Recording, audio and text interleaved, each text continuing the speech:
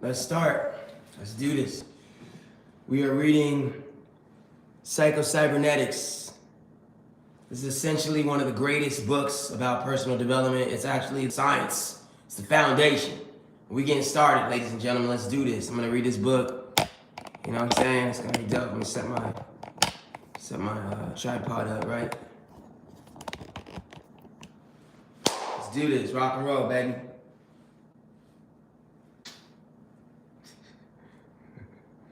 PsychoCybernetics is written by a man named Dr. Maxwell Maltz. He received his, I don't know how to say that, in science from Columbia University and his doctorate in medicine at its College of Physicians and Surgeons, one of the world's most widely known and highly regarded plastic surgeons.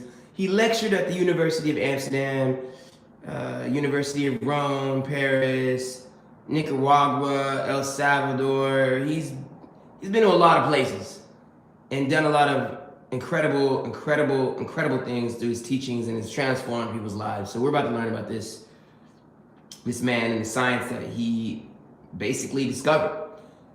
Dr. Maltz's discovery of PsychoCybernetics is an important and valuable contribution to man's knowledge of himself and to his ability to improve himself. Here we go.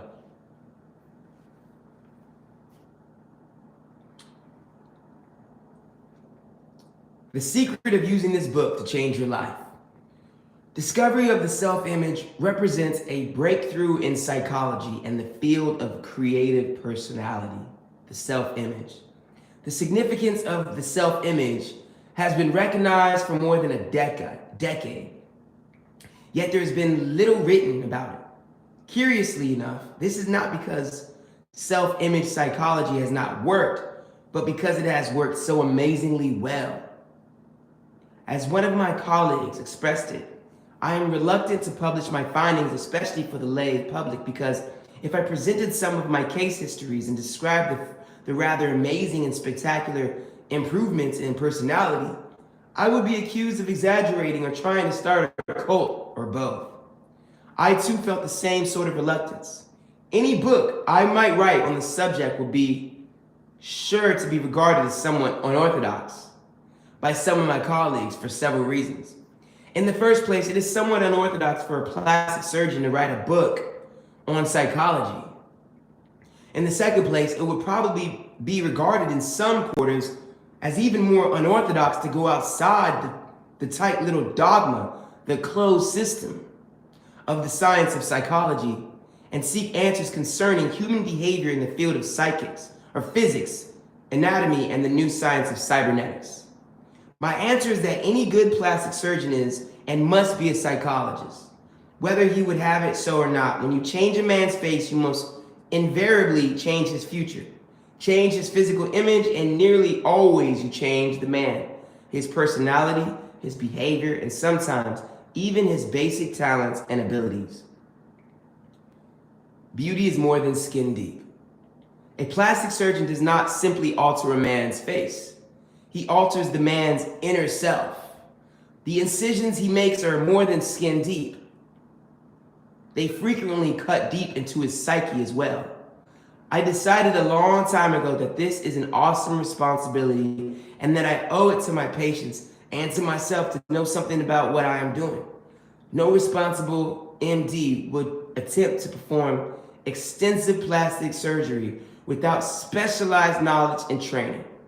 Just so, I feel that if changing a man's face is going to change the inner man as well, I have a responsibility to acquire specialized knowledge in that field also.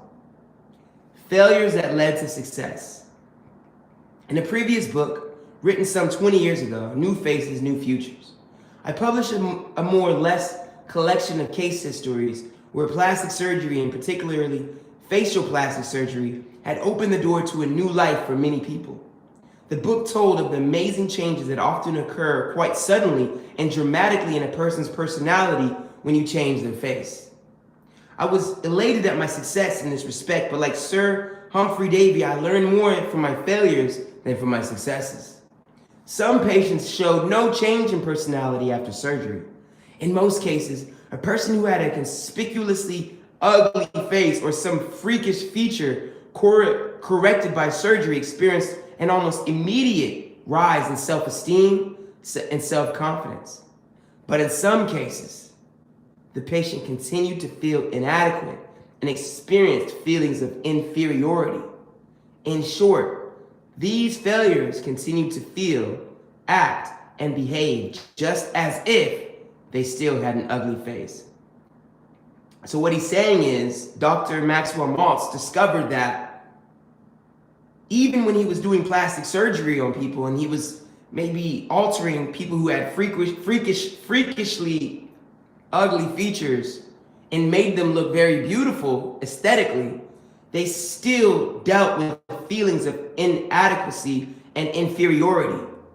And this is how he discovered and realized that a person's self-image of how they view themselves essentially controls their behavior. So we're going to learn more about this. Let's go to the next page.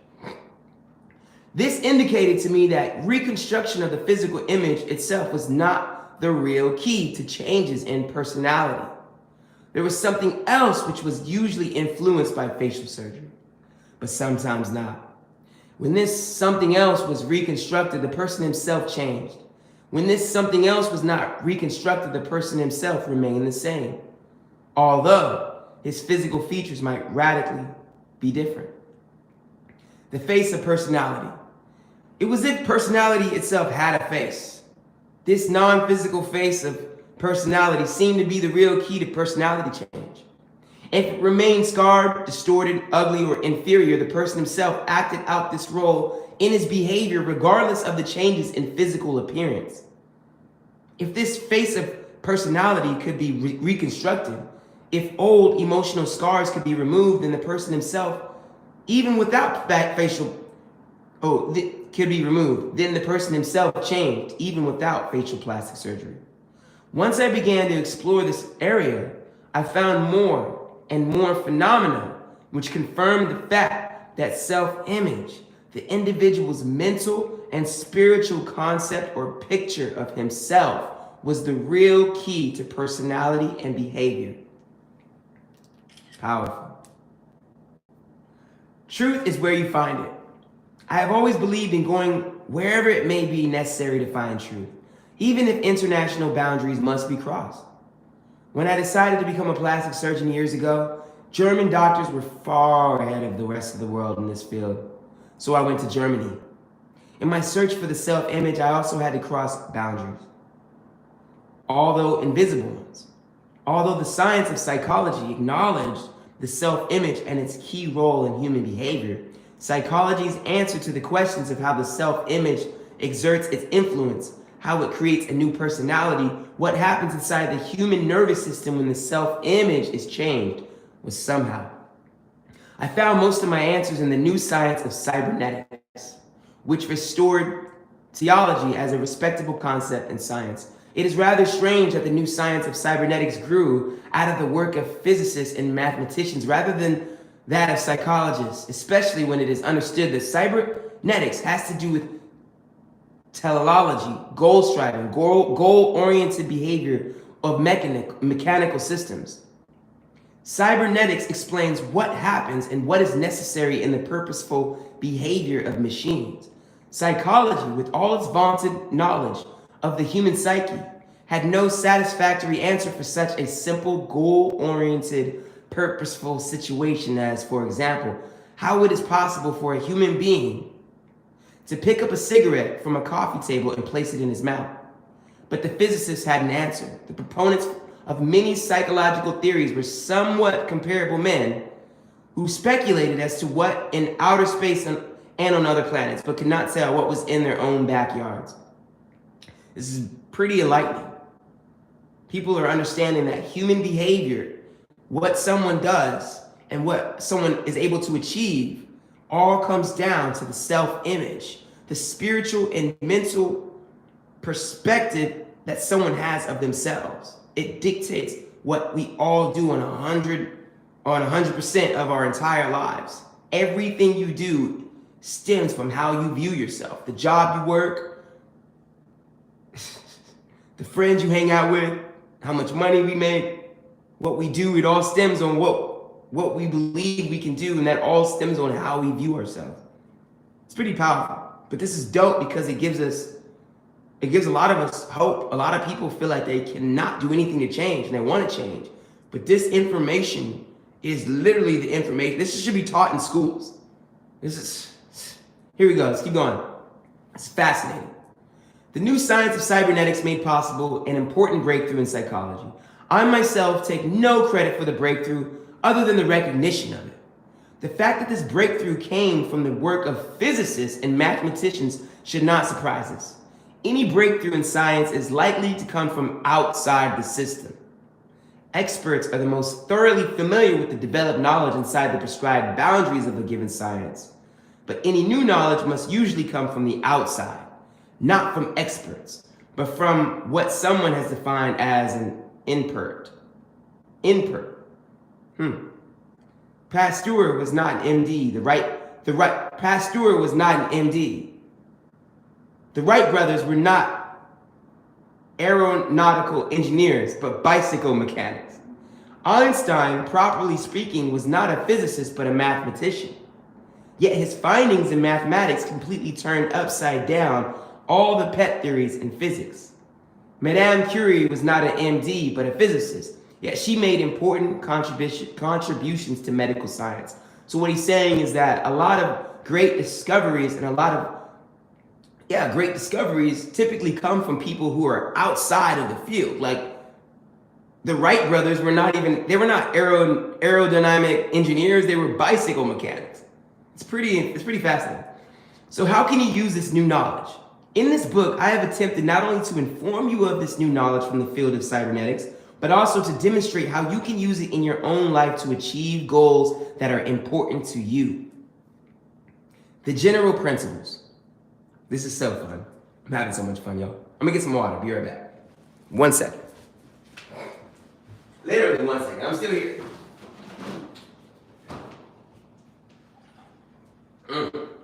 Man, here we go. How you can use this book. This book is basically going to demonstrate how you can use the information in your own life to achieve your goals that are important to you. Here's the general principles. The self-image is the key to human personality and human behavior. Change the self-image and you change the personality and the behavior. The self-image sets the boundaries of individual accomplishment. It defines what you can and cannot do. Expand the self-image and you expand the area of the possible.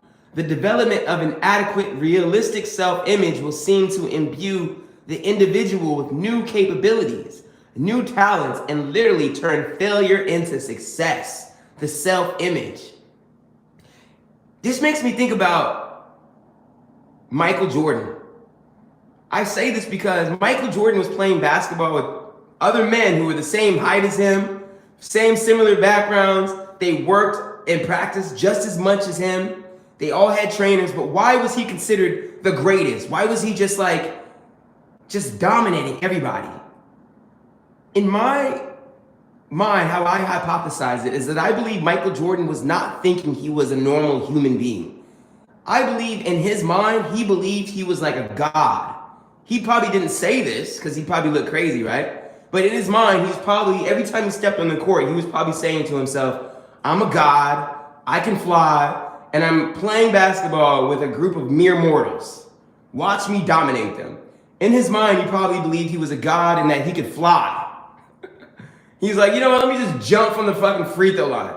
Let me just defy the laws of gravity. It's his self-image. While all the other players believed to be regular humans, he was not thinking like a human being. He was thinking way outside of the stratosphere. So let's keep going. Yo, thank you. You fine, no cap. I appreciate that. You know what I'm saying? You know, I recognize that beauty recognizes beauty, so I'm pretty sure that you're quite beautiful as well. As we continue, ladies and gentlemen, self-image psychology has not only been proved on its own merits, but it explains many phenomena which have long been known but not properly understood in the past. For example, there is today irrefutable clinical evidence in the fields of individual psychology, psychosomatic medicine, and industrial psychology that there are successful type personalities and failure type personalities, happiness prone personalities and unhappiness prone personalities, and health prone personalities and disease prone personalities. Self-image psychology throws new light on these and many other observable facts of life. It throws new light on the power of positive thinking, and more importantly, explains why it works with some individuals and not with others. Positive thinking does indeed work when it is consistent with the individual's self-image. Okay, that just taught me a lot of things, because a lot of times it's like, yo, you got to think positive, think positive. That's what works for me. But it says here that positive thinking only works when it's consistent with an individual's self-image. It literally cannot work when it is inconsistent with the self-image. Oh, wow. Until the self-image itself has changed. This makes so much sense. This makes so much sense. Thinking positive when you have a poor self-image is like, man, it's like having a Ferrari, but having a fucking Honda, Toyota engine inside the Ferrari. You know what I'm saying? Or even worse, like trying to put whipped cream, sugar, and sprinkles on a piece of doo-doo. Just keeping it real, like, you know what I'm saying? Like, doesn't matter. You can put a gigantic cake on top of that piece of shit. It's still a piece of shit, dog. You know, you gotta remove the dookie. Anyways, as we continue. In order to understand self-image psychology and use it in your own life, you need to know something of the mechanism it employs to accomplish its goal. There is an abundance of scientific evidence which shows that the human brain and nervous system operates purposefully in accordance with the known principles of cybernetics to accomplish goals of the individual. Yo, thank you. I appreciate you. Thank you for tapping in. Free Melly.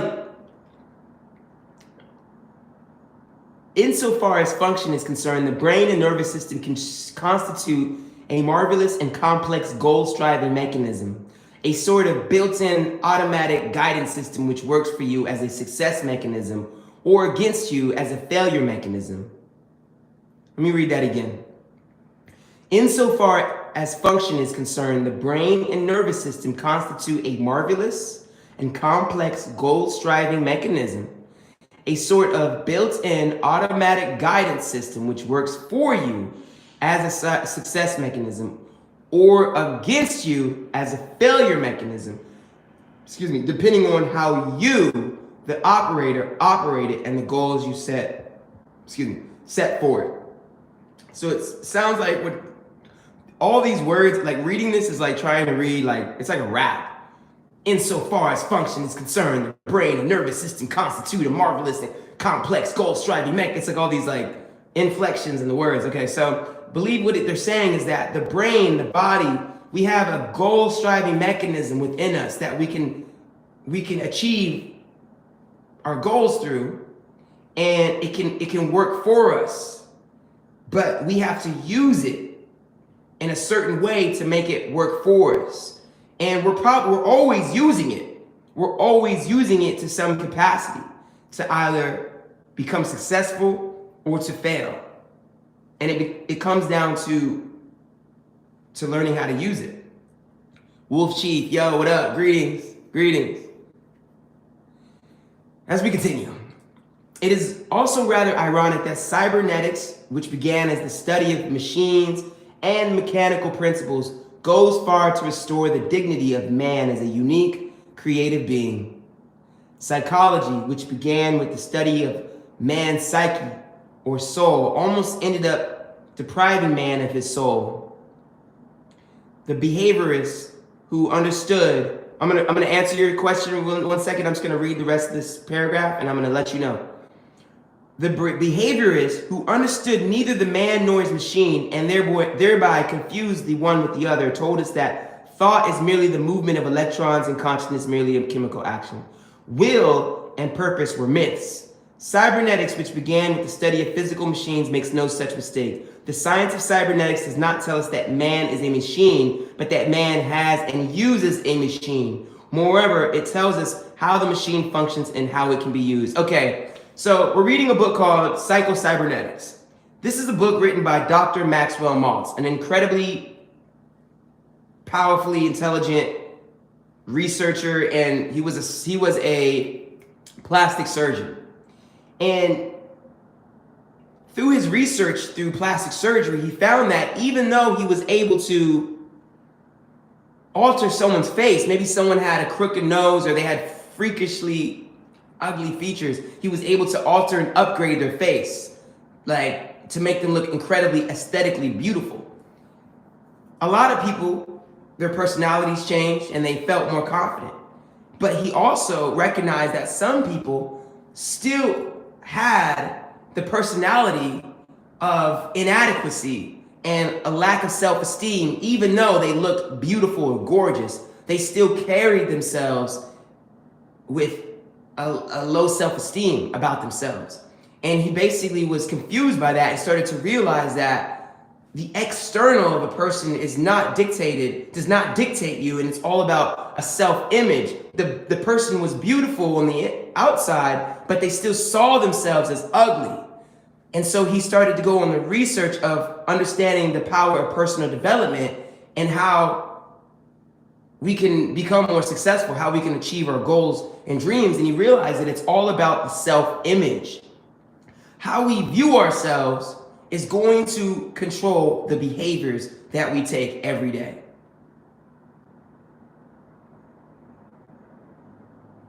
That's dope. And so essentially, there's a lot of big words in here. There's a lot of like long, in-depth sentences, but I'm trying to break it down in just a simple way that anybody can understand, a third grader can understand. Essentially, how you view yourself, the belief that what you have of who you are and what you are as a person is going to control everything that you do.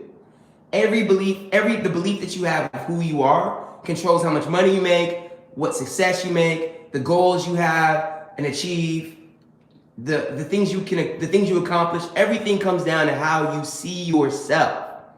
And in order to achieve more goals, in order to do what you want, you have to change, you have to alter how you perceive yourself, essentially. And you have to practice this. And this is how anyone can become successful. Anyone can become successful.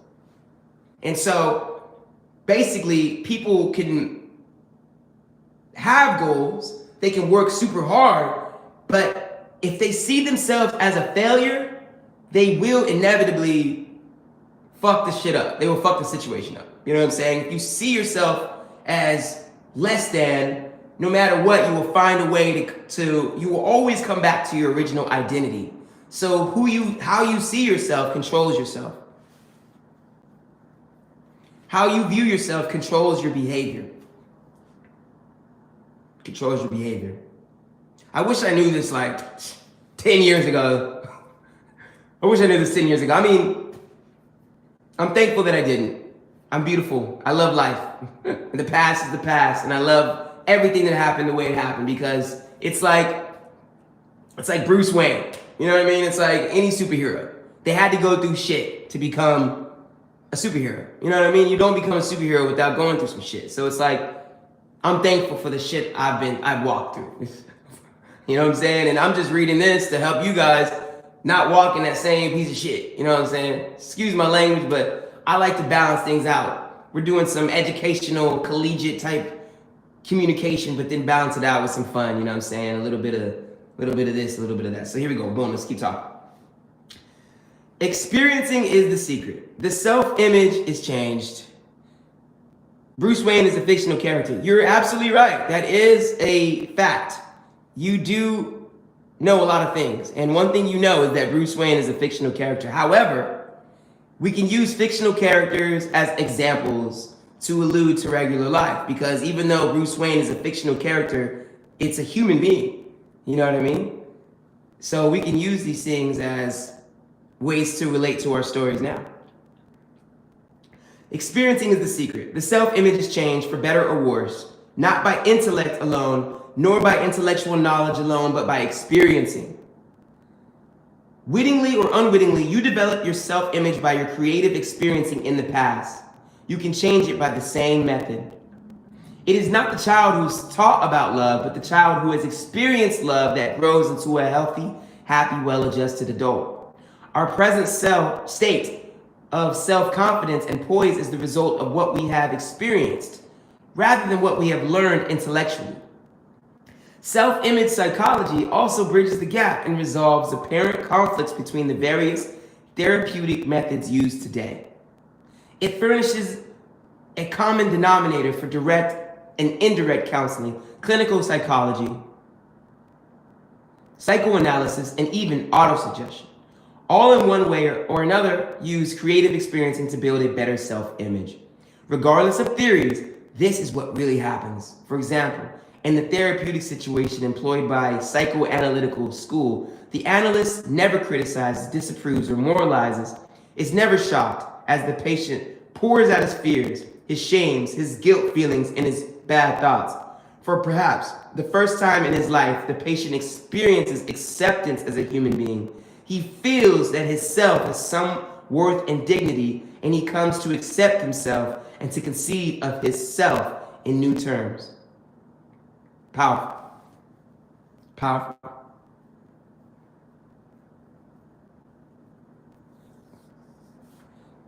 Thank you very much, Bree. I do appreciate that. That's very kind of you. Thank you so much. Thanks for just looking out. You know what I'm saying? Contributing. That is very, very appreciative. I appreciate that. God bless you. Science discovers synthetic experience. Another discovery, this time in the field of experimental and clinical psychology, enables us to use experiencing as a direct and controlled method of changing the self-image.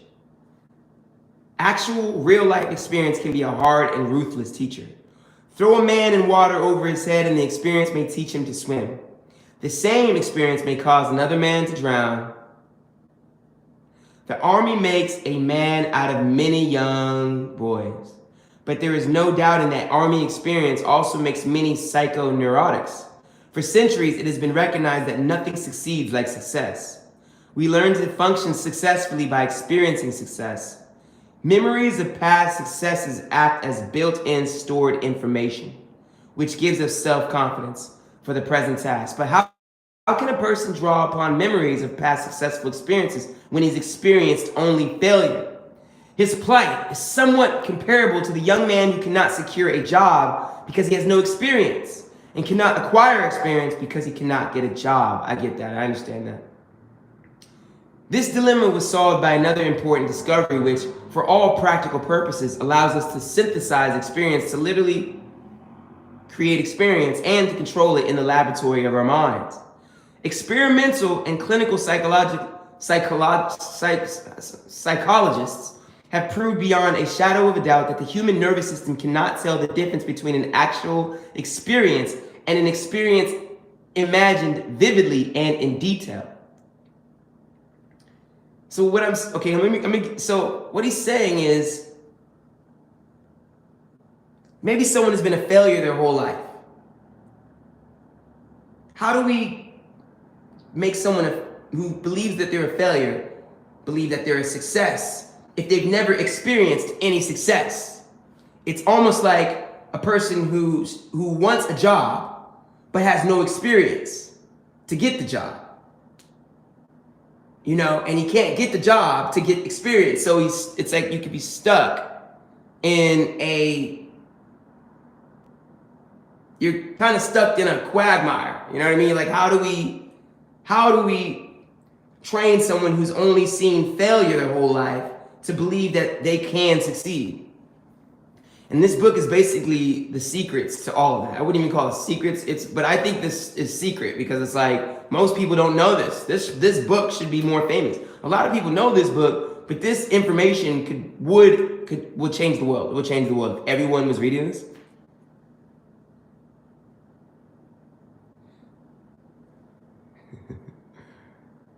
I'm going to continue reading.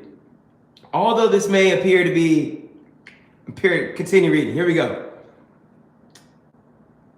Although this may appear to be a rather extravagant statement, in this book, we will examine some controlled laboratory experience where this type of synthetic experience has been used, very practical ways to improve skills in dart throwing, shooting basketball. Like, this information is utilized in athletes, musicians, teachers, anything you want to do. People could use this to improve anything you want to be able to do. This is the information that teaches you how to do it. Anything.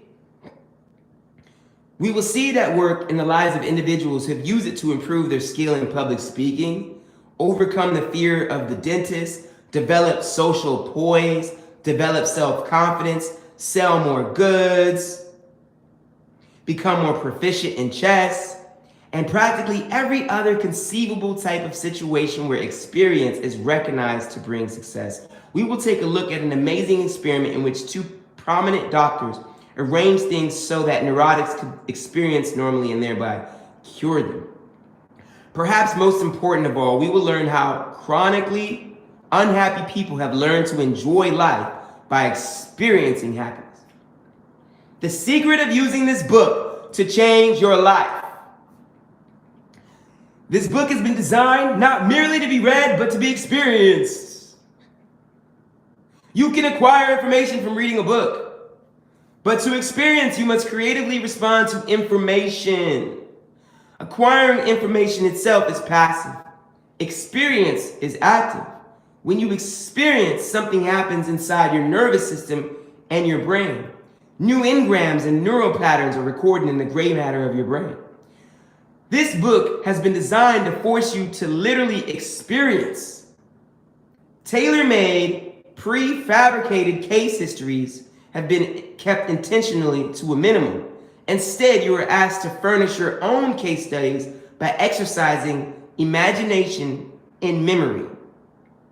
This book is essentially teaching you the secret to easily change your self-image so that you can improve your ability to achieve your goals.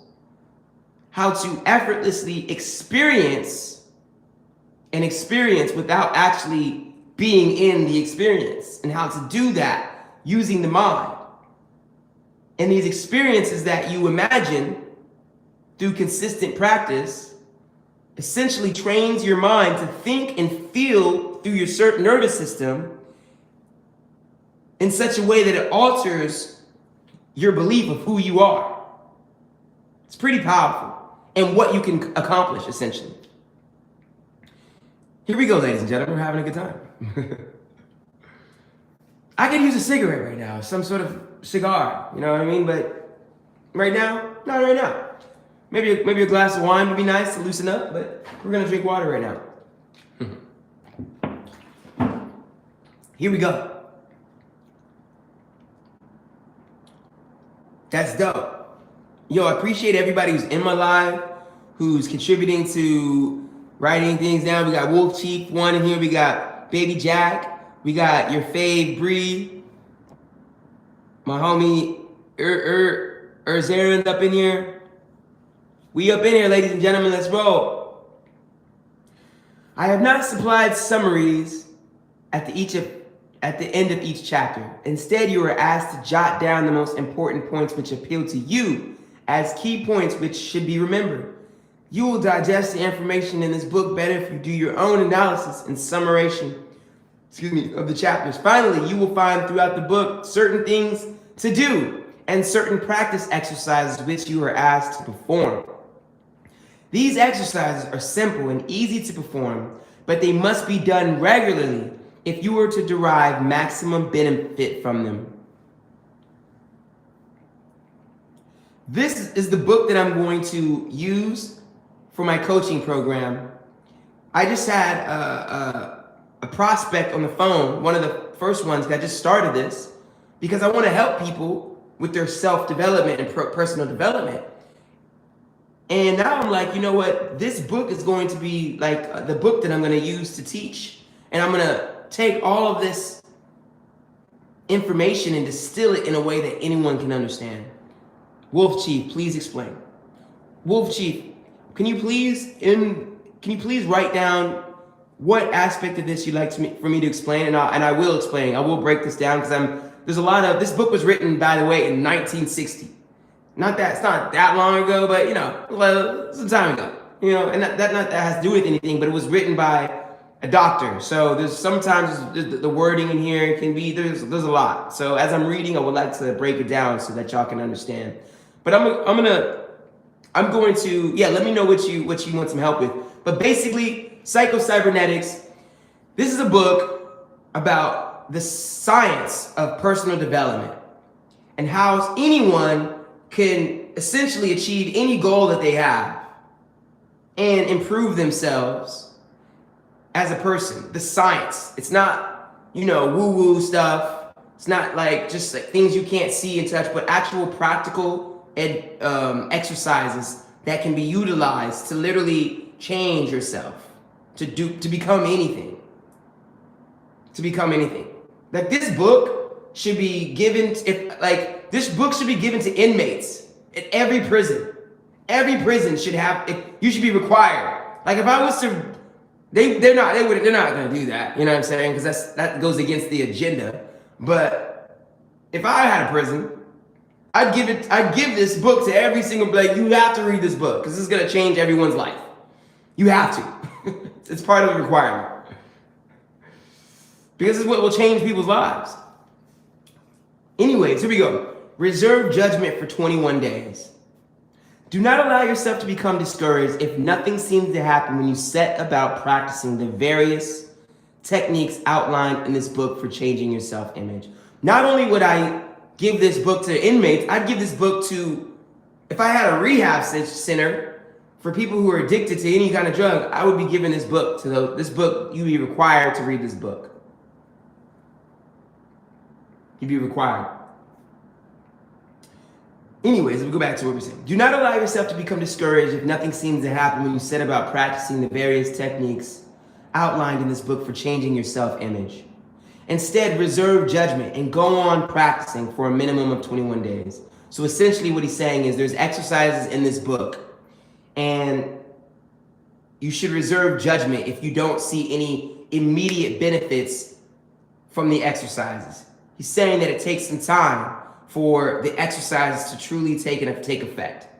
So it usually requires a minimum of 21 days to affect any perceptible change in a mental image. It takes about 3 weeks to alter your self-image, which is the foundation of our behaviors. So if you have poor behaviors that you're consistently doing and you want to change that, the exercises in this book can help you do that, but it will take consistently 21 days to start to see the results. So it takes a bit of practice and consistency and patience to see the flowers start to bloom. It usually requires a minimum of 21 days. Okay, blah, blah, blah. Okay, following plastic surgery, it takes about 21 days for the average patient to get used to his new face. When an arm or a leg is amputated, the phantom limb persists for about 21 days. That's wild.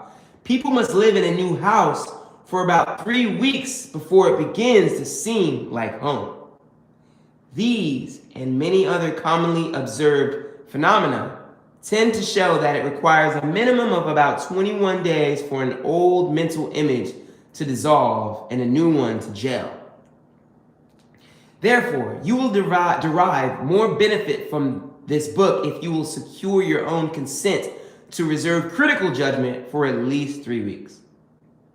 During this time, do not be continually looking over your shoulder, so to speak, or trying to measure your progress. During these 21 days, do not argue intellectually with the ideas presented. Do not debate with yourself as to whether they will work. Oops, excuse me. This is good information. During these 21 days, do not argue intellectually with the ideas presented. Do not debate with yourself as to whether they will work or not. Perform the exercises, even if they seem impractical to you. Persist in playing your new role and thinking of yourself in new terms, even if you seem to yourself to be somewhat hypocritical in doing so. And even if the new self-image feels a little uncomfortable or unnatural. You can neither prove nor disprove with intellectual argument the concepts and ideas prescribed in this book, or simply by talking about them. You can prove them to yourself by doing them and judging results for yourself. I am not only asking that you reserve critical judgment and analytical argument for 21 days so that you will give yourself a fair chance to prove or disprove the validity in your own life. The building of an adequate self-image is something that should continue throughout a lifetime.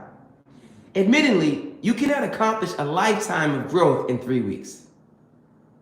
But you can experience improvement within 3 weeks. And sometimes the improvement is quite dramatic. I'm getting stoked. This is dope, man. I love this stuff, man. You know what's dope is I know that I can apply this to my own life, and I know I'll be able to truly transform people's lives. Truly transform someone's life. Truly take somebody from this paradigm of feeling like a failure, could be on the brink of suicide, maybe an addict, just struggling with life, and turn them into a successful individual, like transform a human being from a failure to a success. That feels dope, man. Like, think about the ability to improve a human's life to where it's so wild. It's almost like when I think of like dating coaches, like the power of a dating coach is more powerful than people think. You think like, oh, just help a guy get laid, help a chick get a boyfriend, whatever, all this. But it's like, yo, you're not just teaching somebody how to improve their social skills and date. You're helping somebody have the tools to attract a partner, a mate, and possibly start a family and have children and spread your genes. And your children can have children, and their children can have children, and you can have a family, and you're literally creating an empire. And you're teaching somebody how to just start a family. What life is like in a lot of ways all about is about connection and love and building like a unit that can continue to prosper and continue to produce. And it's like just a small thing of just teaching somebody how to approach a woman and talk to her. I think sometimes we don't think deep enough about the roles in which we're playing. You know, like when I see myself as a coach, I'm like, bro, I'm not just a coach. I'm a sage. I'm a guru. I'm a life change. I'm gonna change somebody's life. Well, they'll never forget working with Jakarta the Don. Like I'm not just trying to fucking give you some information. I believe I could truly change you, like transform you into the greatest version of yourself. Almost like Morpheus. You know what I'm saying? Like I'm Morpheus, bro. I'm showing up. Take you to the next level, baby. Let's do this. I'm like Tim Grover. If you don't know who Tim Grover is the man who coached Michael Jordan. You know what I mean? He coached Michael. He was not coach Michael, excuse me. He trained him. He was his trainer. Here we go. Let's keep going. What is success? Since I use the word success and successful throughout this book, I think it is important at the outset that I define those terms. As I use it, success has nothing to do with prestige symbols, but with creative accomplishment. Rightfully speaking, no man should attempt to be a success, but every man can and should attempt to be successful. Trying to be a success in terms of acquiring prestige symbols and wearing certain badges leads to neuroticism and frustration and unhappiness. Striving to be successful brings not only material success, but satisfaction, fulfillment, and happiness. Noah Webster defines success as the satisfactory accomplishment of a goal sought for. Creative striving for a goal that is important to you as a result of your own deep felt needs, aspirations, and talents, and not the symbols which the Joneses expect you to display. This is what brings you happiness as well as success, because you will be functioning as you were meant to function. Man is by nature a goal-striving being. And because man is built that way, he is not happy unless he is functioning as he was made to function, as a goal striver. Thus, true success and true happiness not only go together, but each enhances the other. Wow. If anybody has any questions, feel free to cut me off at any moment. Leave a message in in the chat. Leave a message in the chat. Let me know if you have any questions. We're reading PsychoCybernetics. Here we go. Chapter 1. The self-image, your key to a better life.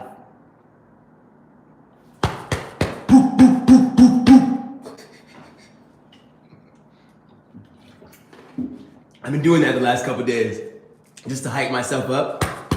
Let's do this. Let's go. During the past decade, a revolution has been quietly going on in the fields of psychology, psychiatry, and medicine. New theories and concepts concerning the self have grown out of the work and findings of clinical psychologists, practicing psychiatrists, and cosmetic or so-called plastic surgeons. New methods growing out of these findings have resulted in rather dramatic changes in personality, health, and apparently even in basic abilities and talents. Chronic failures have become successful. F students have changed into straight A pupils within a matter of days with no extra tutoring. Shy, retiring, inhibited personalities have become happy and outgoing. Writing in the January 1959 issue of Cosmopolitan magazine, T.F. James summarizes the results obtained by various psychologists. This is incredible. To anybody who's listening, I appreciate you. And just know, we're literally reading the book that could change it's changing all of our lives. Literally could change your life. This is like, you don't have to read anything else. This is the one book, maybe the Bible or the Quran. But other than that, we're reading the information that's practical information that will change our lives. Understanding the psychology of the self can mean the difference between success and failure, love and hate, bitterness and happiness. The discovery of the real self can rescue a crumbling marriage, recreate a faltering career, transform victims of personality failure. Period. On another plane, discovering your real self means the difference between freedom and the compulsions of conformity. Your key to a better life. The most important psychological discovery of this century is the discovery of the self-image. Whether we realize it or not, each of us carries about with us a mental blueprint or picture of ourselves. It may be vague and ill-defined to our conscious gaze.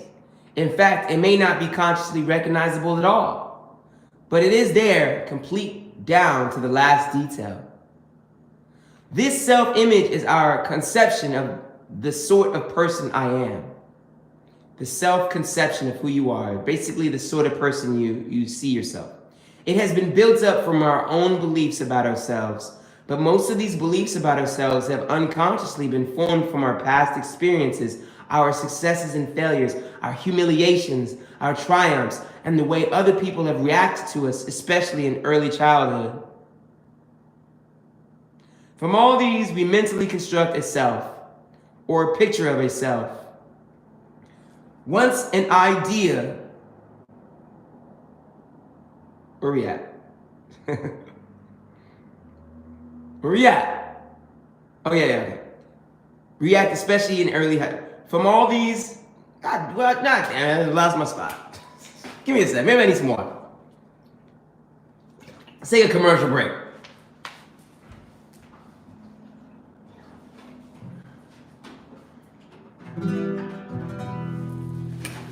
We're gonna learn PsychoCybernetics, people.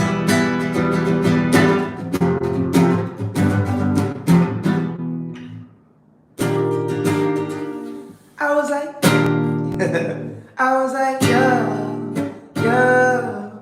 Someone said I look like Chris Brown. I may not be able to sing as good as Chris Brown, but we can sing some way. Yeah.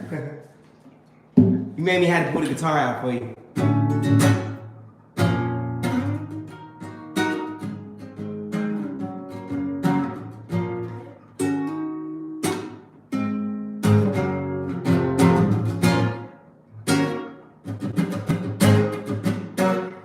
We'll get back to that in a moment. We're not really in the music mode right now. We're focusing on PsychoCybernetics, but we will. We will. Here we go, ladies and gentlemen, we're back.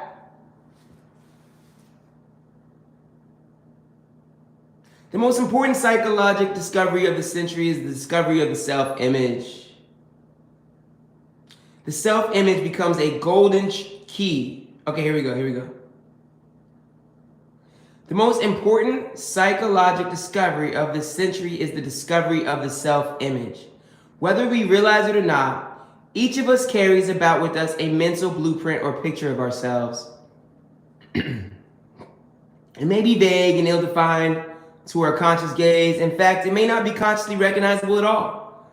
But it is there, complete down to the last detail. This self-image is our own conception of the sort of person you are. It has been built up from our own beliefs about ourselves, but most of these beliefs about ourselves have unconsciously been formed from our past experiences, our successes and failures, our humiliations, our triumphs, and the way other people have reacted to us, especially in early childhood. From all these, we mentally construct a self. Once an idea or belief about ourselves goes into this picture, it becomes true. As far as we personally are concerned, we do not question its validity, but proceed to act upon just as if it were true.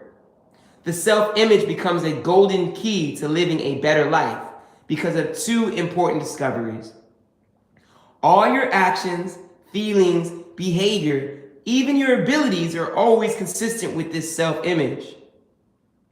In short, you will act like the sort of person you conceive yourself to be. Not only this, but you literally cannot act otherwise, in spite of all your conscious efforts or willpower. The man who conceives himself to be a failure type person will find some way to fail, in spite of all his good intentions or his willpower, even if opportunity is literally dumped in his lap. The person who conceives himself to be a victim of injustice, one who is meant to suffer, will invariably find circumstances to verify his opinions. So basically what he's saying is, how you see yourself controls how you behave. Someone who sees themselves as a failure will find a way to fail. No matter how good of an opportunity is placed in front of him, he will find a way to fuck it up. If someone believes that they're a victim or subconsciously believe that they were meant to suffer, they will invariably find a circumstance that verifies the opinion you have of yourself. The self-image is a premise, a base or foundation upon which your entire personality, your behavior, and even your circumstances are built. Because of this, our experiences seem to verify and thereby strengthen our self-images, and a vicious or a beneficial cycle, as this may be a setup. This is crazy. We're learning a lot of cool stuff.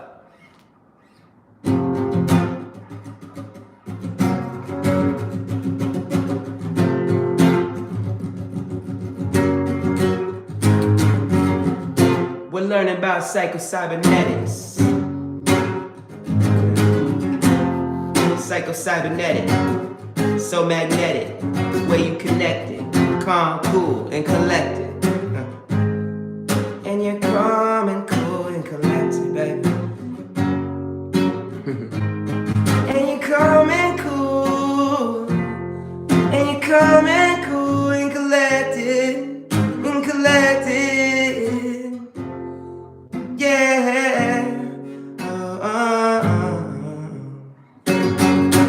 Yeah. Super fun, super dope. Let's keep rock and rolling. Diamonds on the chain, let's rock and roll, let's go. For example, a schoolboy who sees himself as an F-type student or one who is dumb in mathematics will invariably find his report card bears him out. He then has proof. So essentially what happens is that if you view yourself as a failure, your self-image and your concept of yourself will control your behaviors. So it becomes a self-fulfilling prophecy. If you view yourself as a failure, you will behave like a failure. And then you will fail. Like if you believe you're an F-type student, you believe this way. You may not have never been in school in your life. Let's say it's your first time stepping foot in school. Let's just say somehow hypothetically. And you believe you're an F student. You can study all week and practice all day on all of it, but you will find a way to fail that test. And that test will be real world evidence of you being a failure. And then it's like, it's a self-fulfilling prophecy. And that person's like, look, see, I'm a failure. See this test? And it's like, it just keeps happening and it's happening. And it's like, man, this is the problem that a lot of people have. The only way for them to a lot of times to break out is to know this information. It's wild. But then here's the wild thing is that sometimes somebody can be so much of trapped in the concept of thinking they're a failure that they wouldn't even want to read the book. They're like, nah, I don't want to read it because it wouldn't work for that person, because it's like they have this belief about themselves. This is wild information. Not wild. It's wildly fantastic. It's wildly, what's the word? Fantastic, fascinating. It's fascinating information. A young girl who has an image of herself as the sort of person nobody likes will find indeed that she is avoided at the school dance.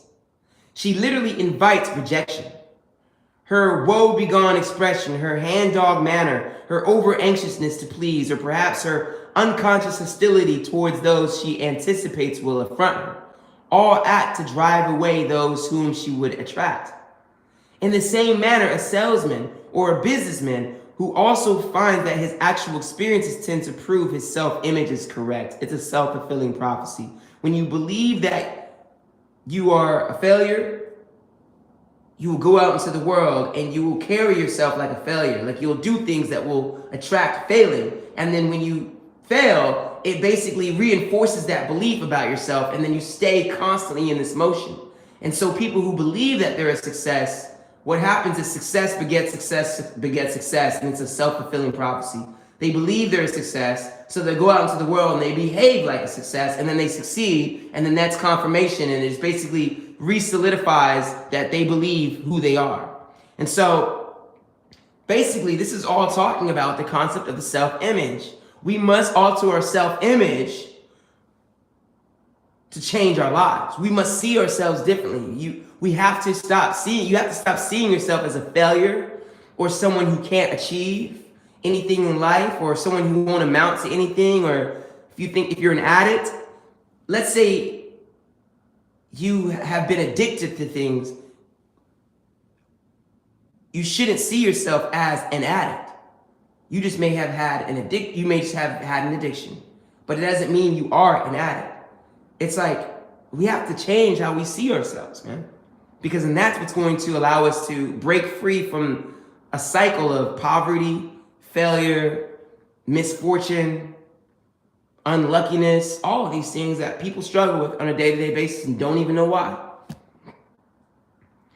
Because of this objective proof, it very seldom occurs to a person that his trouble lies in his self-image or his own evaluation of himself. Self-image is the foundation. Tell the schoolboy that he only thinks he cannot master algebra, and he will doubt your sanity. He has tried and tried, and still his report card tells the story. Tell the salesman that it is not only an idea that he cannot earn more than a certain figure, and he can prove you wrong by his order book. He knows only too well how hard he has tried and failed. Yet, as we shall see later, almost miraculous changes have occurred both in grades of students and in the earning capacity of salesmen when they were prevailed upon to change their self-image. The self-image can be changed. Numerous case histories have shown that one is never too young nor too old to change his self-image and thereby start to live a new life. This is so cool, yo. One of the reasons it has seemed so difficult for a person to change his habits, his personality, or his way of life has been that heretofore, nearly all efforts at change have been directed to the circumference of the self, so to speak, rather than to the center. I think what this part is saying in the book is that It's like someone who views themselves as a failure, no matter what, will find a way to fail. And they will try their hardest to succeed, but they will still find a way to fail because their self-concept of themselves is that they are a failure. And so what people struggle with is, it's almost like being a Lamborghini stuck in the mud with a full tank of gas and the best engine ever. But somehow written in the technology of that vehicle that this car is a failure, let's say, metaphor, I don't know how that we're connecting all this. You could be pushing down that gas so hard, but you're stuck in the mud, you're spinning your tires. It's because of the self-concept. No matter what you do, you'll find a way to fail if you believe you're a failure. No matter how hard you work, no matter how hard you study, no matter how hard you try, you have to change the foundational perspective of yourself. And the beautiful thing is that the self-image can change. And in this book, it says that it basically takes about 21 days to start changing your self-image. We can literally change the world with this information. One of the reasons it has seemed so difficult for a person to change his habits, his personality, or his way of life has been that nearly all efforts at change have been directed to the circumference of the self, so to speak, rather than the center. So basically, people who try to change their habits, their personality, change their life, they're trying to do everything around them. They're trying to do so much, but it's within. To change the external, you must change the internal, the inner world. Numerous patients have said to me something like the following: if you were talking about positive thinking, I've tried that before, but it just doesn't work for me. However, a little questioning invariably brings out that these individuals have employed positive thinking or attempted to employ it either upon particular external circumstances or upon some particular habit or character defect. I will get this job. I will be more calm and relaxed in the future. This business venture will turn out right for me. But they had never thought to change their thinking of the self, which was to accomplish these things. So what I believe Dr. Maxwell Maltz is saying here is like, let's say you want to get a job. So you're saying to yourself, I'm going to get the job. I'm going to get the job. You're going to think positive. I feel good about it. But somewhere in your mind, you see yourself as someone who isn't even worthy for that job, or you're not good enough, or you're a failure. It doesn't matter how good you think about yourself or about the scenario or the circumstance. That circumstance will not come to fruition as a success unless you change how you see yourself. I got to keep driving this home so people know this. Next paragraph. Jesus warned it. Oh, he's going into Jesus territory. Let's go. Jesus warned us about the folly of putting a patch of new material upon an old garment, or putting new wine into old bottles. Positive thinking cannot be used effectively as a patch or a crutch to the same self-image. In fact, it is literally impossible to really think about a particular situation as long as you hold a negative concept of yourself. And numerous experiences have shown that once the concept of self is changed, other things consistent with this new concept of self are accomplished easily and without strain. Success is easy. Success is easy. Man, I love this. Before I even go forward, I just want to let you know that you and me, we're successful. We are a success. I am a success. I see myself as a success. Everything I do, I believe I can succeed at it because I am a success 100% head to toe. That's what I am. That's what I am. That's who I am. That's how I see myself when I look in the mirror. I love the person I see. I see a success. I see a loving human being, a whole, perfect, strong, powerful, loving, harmonious individual who's put here to serve and help others and who's here to have a great life. That's what I see in the mirror. And I see a man who can accomplish anything he sets his mind to because I am a success and success follows me everywhere I go and it's easy for me because that's who I am. That's how I see myself. And period. I'm applying the information. I'm applying it. I just gave you approval to do this. I just get approval. I'm just showing you that you can do the same thing, no matter who you are, no matter where you are. Start to tell yourself this is who you are. We have to see ourselves differently. He's going to have a lot of exercises in here to start doing this, because I feel like I can learn more practical exercises to help people rather than just saying these things. There's exercises that we can use. I think that's more powerful than what I'm saying. One of the earliest and most convincing experiments along this line was conducted by the late Prescott Lecky, one of the pioneers in self-image psychology. Lecky conceived of the personality as a system of ideas, all of which must seem to be consistent with each other. Ideas which are inconsistent with the system are rejected, not believed, not acted upon. Ideas which seem to be consistent with the system are accepted. At the very center of this system of ideas, the keystone, the base upon which all else is built, is the individual's ego ideal, his self-image, or his conception of himself. Lecky was a school teacher and had an opportunity to test his theory upon thousands of students. Lecky theorized that if a student had trouble learning a certain subject, it would be because it would be inconsistent for him to learn it. Lecky believed, however, that if you could change the student's self-conception, which underlies this viewpoint, his attitude toward the subject would change accordingly. If the student could be induced to change his self-definition, his learning ability should also change. This proved to be the case. One student who misspelled 55 words out of 100 flunked so many subjects that he lost credit for a year, made a general average of 91 the next year, and became one of the best spellers in school. A boy who was dropped from one college because of poor grades entered Columbia and became a straight-A student. A girl who had flunked Latin 4 times after 3 talks with the school counselor finished with a grade of 84. A boy who was told by a testing bureau that he had no aptitude for English won honorable mention the next year for a literary prize. The trouble with these students was not that they were dumb or lacking in basic aptitudes. The trouble was an inadequate self-image. Quote unquote, I don't have a mathematical mind. I'm just a naturally poor speller, unquote unquote. They identified with their mistakes and failures. Instead of saying I failed that test, factual and descriptive, they concluded, quote unquote, I'm a failure.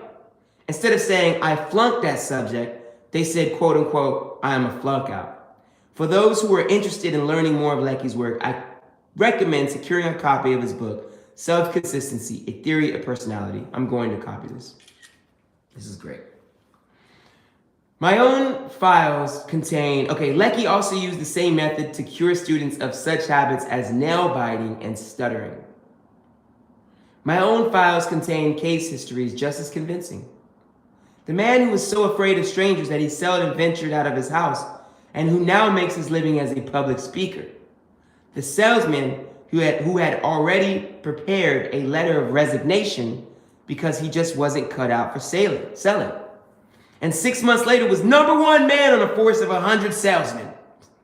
The minister who was considered a retirement because of nerves and the pressure of preparing a sermon a week were getting him down, and now delivers an average of 3 outside talks a week in addition to his weekly sermons, and doesn't know he has a nerve in his body. Doesn't feel nervous. Next, how a plastic surgeon became interested in self-image psychology. So anybody who's just stepping into this live, I'm reading the book PsychoCybernetics, and it's essentially the science of personal development. It's essentially it's not even an argument, it's just proven how to change any human being from a failure to a success. And it all stems from the self-concept, the self-image that a person has of who they are, how they see themselves. How you see yourself governs your behaviors. If you see yourself as a failure, you will inevitably fail in some capacity at whatever task you do. No matter how prepared you are for it, no matter what you do, no matter how good you are, you will constantly fuck up the situation. You'll find a way to sabotage it. And so in order to improve anything, we have to start at the self. We have to see ourselves differently to improve whatever we want to do. And any goal can be accomplished through this science. Okay, offhand, there would seem to be little or no connection between surgery and psychology. Yet, it was the work of the plastic surgeon which first hinted at the existence of the self-image that raised questions which led to important psychological knowledge. When I first began the practice of plastic surgery many years ago, I was amazed by the dramatic and sudden changes in character and personality which often resulted when a facial defect was corrected. Changing the physical image in many instances appeared to recreate an entirely new person. Changing the physical image in many instances appeared to create an entirely new person. In case after case, the scalpel that I held in my hand became a magic wand that not only transformed the patient's appearance, but transformed his whole life. The shy and retiring became bold and courageous.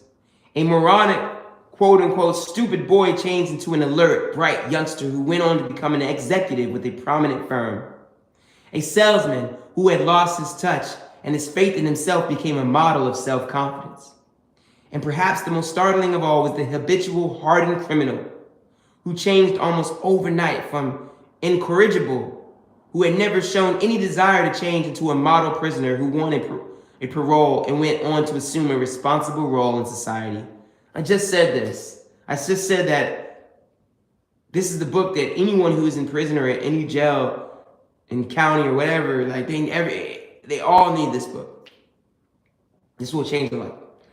Some 20 years ago, I reported many such case histories in my book, New Faces, New Futures. Following its publication in similar articles in leading magazines, I was besieged with questions by criminologists, sociologists, and psychiatrists. They asked questions that I could not answer, but they did start me upon a search. Strangely enough, I learned as much, if not more, from my failures as from my successes. It was easy to explain these successes. The boy with the two big ears who had been told that he looked like a taxi cab with both doors open. I never heard that one.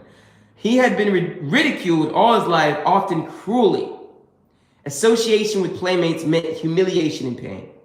Why shouldn't he avoid social contacts? Why shouldn't he become afraid of people and retire into himself, terribly afraid to express himself in any way? It was no wonder he became known as a moron. When his ears were corrected, it would seem only natural that the cause of his embarrassment and humiliation had been removed and that he should assume a normal role in life, which he did. Or consider the salesman who suffered a facial disfigurement as the result of an automobile accident. Each morning when he shaved, he could see the horrible disfiguring scar on his cheek and the grotesque twist to his mouth. For the first time in his life, he became painfully self-conscious. He was ashamed of himself, and he felt that his appearance must be repulsive to others. The scar became an obsession with him. He was different from other people. He began to wonder what others were thinking of him. He began to wonder. Soon, his ego was even more mutilated than his own face. He began to lose confidence in himself. And his primary goal became, he began to lose confidence in himself, and he became bitter and hostile. Soon, almost all of his attention was directed toward himself, and his primary goal became the protection of his ego and the avoidance of situations which might bring humiliation. It is very easy to understand how the correction of his facial disfigurement and the restoration of a normal face would overnight change this man's entire attitude and outlook, his feelings about himself, and result in greater success in his work. But what about the exceptions who didn't change? The Duchess, who all her life had been terribly shy and self-conscious because of a tremendous hump in her nose. Although surgery gave her a classic nose and a nose that was truly beautiful, she was still continuing to act the part of the ugly duckling, the unwanted sister who could never bring herself to look another human in the eye. If the scalpel itself was magic, why did it not work on the Duchess? Or what about all the others who acquired new faces but went right on wearing the same old personality? Or how explain the reaction of those people who insist that the surgery has made no difference whatsoever in their appearance? Every plastic surgeon has had this experience and has probably been as baffled by it as I was. No matter how drastic the change in appearance may be, there are certain patients who will insist that I look just the same as before. You didn't do a thing. Friends, even family may scarcely recognize them, may become enthusiastic over their newly acquired beauty, yet the patient himself insists that she can see only slight or no improvement, or in fact deny that any change at all has been made. Comparison of before and after photos does little good, except possibly to arouse hostility. By some strange mental alchemy, the patient will rationalize, of course I can see that hump is no longer in my nose, but my nose still looks the same, or the scar may not show anymore, but it's still there.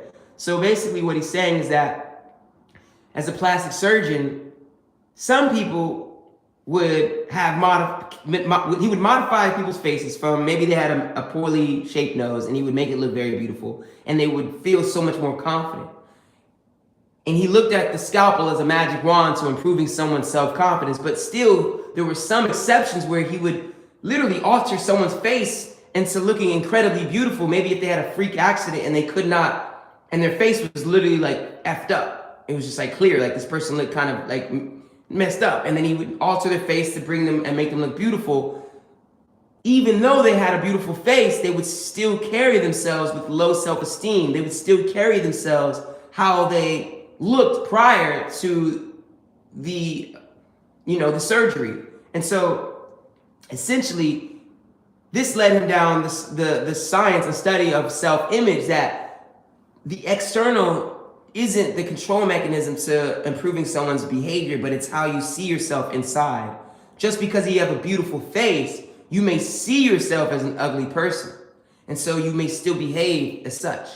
Low self-esteem or whatever problems you may have. And so essentially this is the book that teaches how to alter the self-image, because this is the science of all personal development.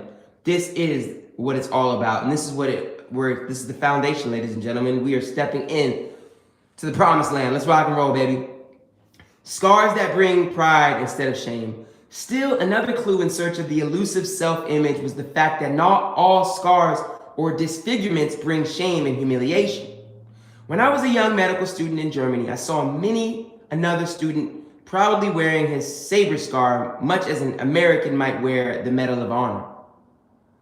The duelists were the elite of college society, and a facial scar was the badge that proved you you were a member in good standing. Oh, okay. To these boys, the acquisition of a horrible scar on the cheek had the same psychological effect as the eradication of the scar from a cheek of the salesman patient. So there he goes. He's basically saying this. Here we go. So he's like, some people may have a gigantic scar on their face, and because they have a gigantic scar on their face, they have low self-esteem because they feel ugly, they feel super self-conscious. So they carry themselves as super shy and awkward and antisocial. But then he noticed that conversely, in Europe, when he was studying, there at that particular college or that community, having a scar on your face was like a badge of honor. And so when these kids had a scar on their face, they were proud. They showed it off. And so this same scar that was on their face, that was on the other people's face, that made them feel insecure, this scar made them feel confident in themselves. So the scar was external, but the self-image was that they saw themselves as proud, strong, they had honor, they had been through things, so this scar meant something. And so basically what he's saying is that the scar really isn't controlling you, it's how you see yourself that's controlling you. So it's like, it's not the scar, and this is why it's like, two people could experience the same trauma, the same amount of trauma throughout their entire life, but one becomes an alcoholic, the other one becomes a CEO of a Fortune 500 company. Both experience the same experiences. Why are they in two different places?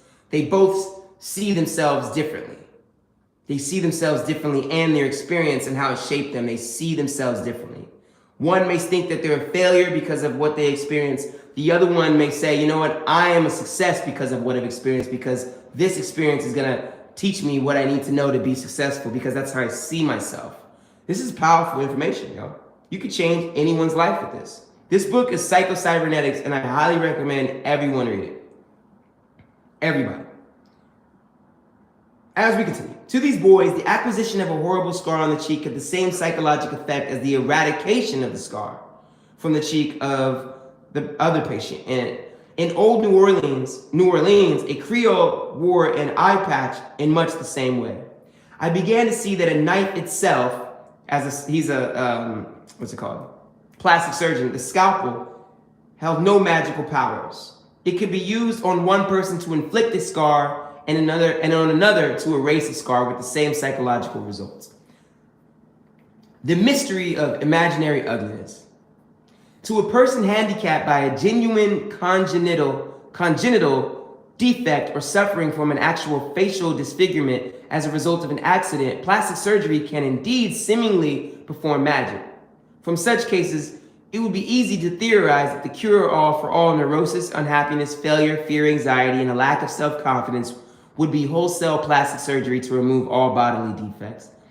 However, according to this theory,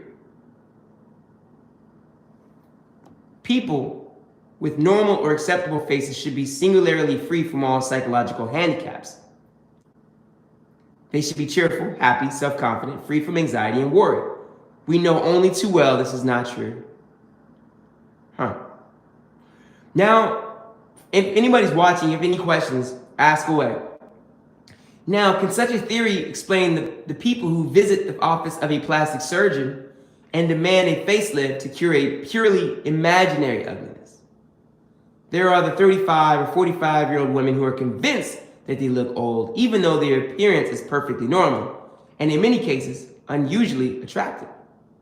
There are the young girls who are convinced that they are ugly merely because their mouth, nose, or bust measurements does not exactly match that of the currently reigning movie queen. There are men who believe that their ears are too big or their nose is too long. No ethical plastic surgeon would even consider operating upon these people, but unfortunately the quacks, or so-called beauty doctors whom no medical association will admit to membership, have no such qualms. Such imaginary ugliness is not at all uncommon. A recent survey of college co-eds showed that 90% were dissatisfied in some way with their appearance. If the words normal or average mean anything at all, it is obvious that 90% of our population cannot be abnormal or different or defective in appearance. But they think they are. It's imaginary.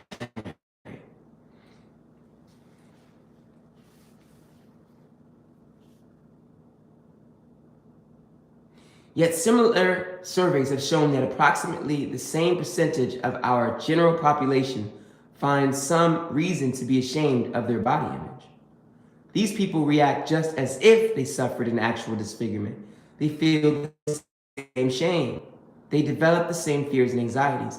Their capacity to really live fully is blocked and choked by the same sort of psychological roadblocks. Their scars, though mental and emotional rather than physical, are just as debilitating. The self-image, the real secret. Discovery of the self-image explains all the apparent discrepancies we have been discussing.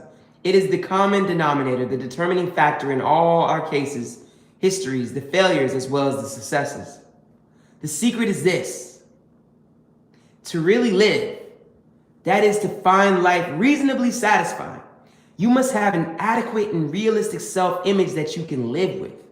You must find yourself acceptable to you.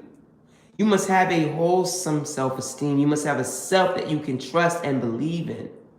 You must have a self that you are not ashamed to be. Saving this.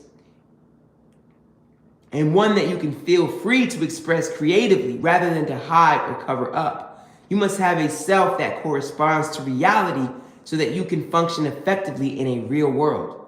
You must know yourself, both your strengths and your weaknesses, and be honest with yourself concerning both. Your self-image must be a reasonable approximation of you, being neither more than you are nor less than you are. When this self-image is intact and secure, you feel good. When it is threatened, you feel anxious and insecure. When it is adequate and one that you can be wholesomely proud of, you feel self-confident. You feel free to be yourself and to express yourself. You function at your optimal. When it is an object of shame, you attempt to hide it rather than express it. Creative expression is blocked. You become hostile and hard to get along with. If a scar on the face enhances the self-image, as in the case of the German duelist, self-esteem and self-confidence are increased. If a scar on the face detracts from the self-image, as in the case of the salesman, loss of self-esteem and self-confidence results. When a facial disfigurement is corrected by plastic surgery, for example, a dramatic psychologic change results only if there is a corresponding correction of the mutilated self-image.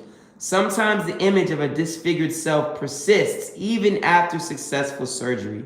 Much the same as the phantom limb may continue to feel pain years after the physical arm or leg has been amputated. Wow. I began a new career. These observations led me into a new career. Some 15 years ago, I became convinced that the people who consult a plastic surgeon need more than surgery, and that some of them do not need surgery at all. If I were to treat these people as patients, as a whole person rather than as merely a nose, ear, mouth, arm, or leg, I needed to be in a position to give them something more. I needed to be able to show them how to obtain a spiritual facelift, how to remove emotional scars, how to change their attitudes and thoughts as well as their physical appearance. This is incredible. I'm learning a lot about how the self-image and how we see ourselves truly affects our self-esteem and our self-confidence. You know, recently I was talking to a student of mine in part of my coaching program who I just started talking to, who I just started working with, and he was severely overweight, like 300, 400 pounds, super overweight. Now he's in great shape. He's incredibly great shape. This is what he's telling me. He's in great shape. And people, like women, will give him stares, and guys will be like, yo, man, you like good, you know, your muscles look good.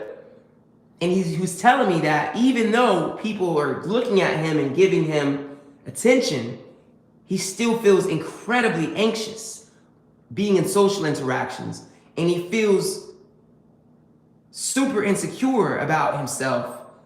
And really it's because even though he's in great shape now, he still sees himself as that 400-pound person in his mind. And so just because he lost 400 pounds, he still thinks of himself as the 400-pound person.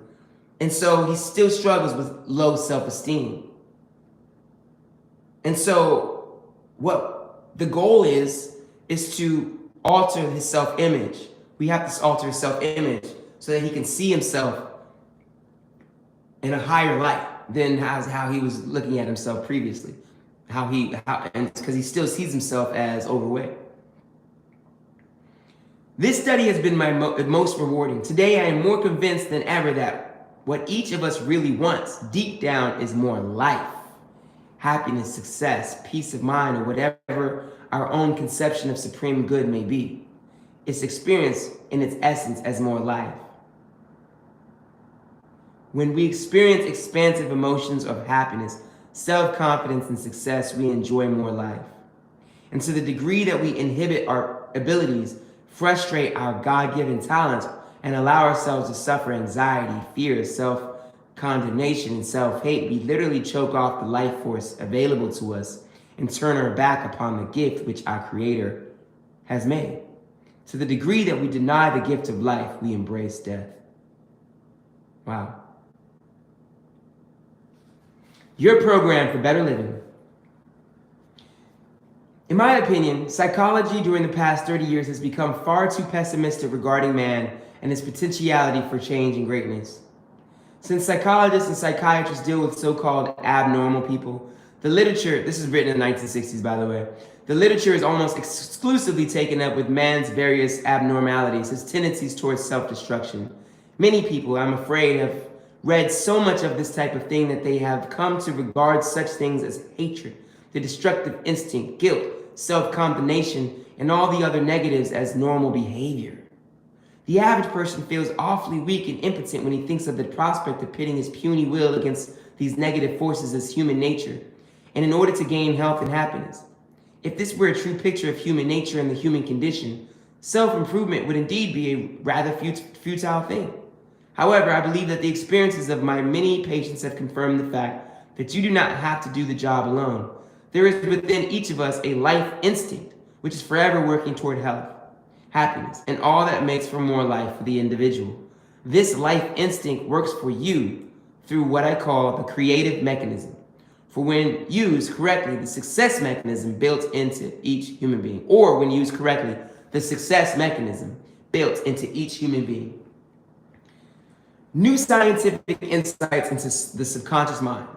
The new science of cybernetics has furnished us with convincing proof that the so-called subconscious mind is not a mind at all, but a mechanism, a goal-striving servo mechanism consisting of the brain and nervous system, which is used by and directed by mind.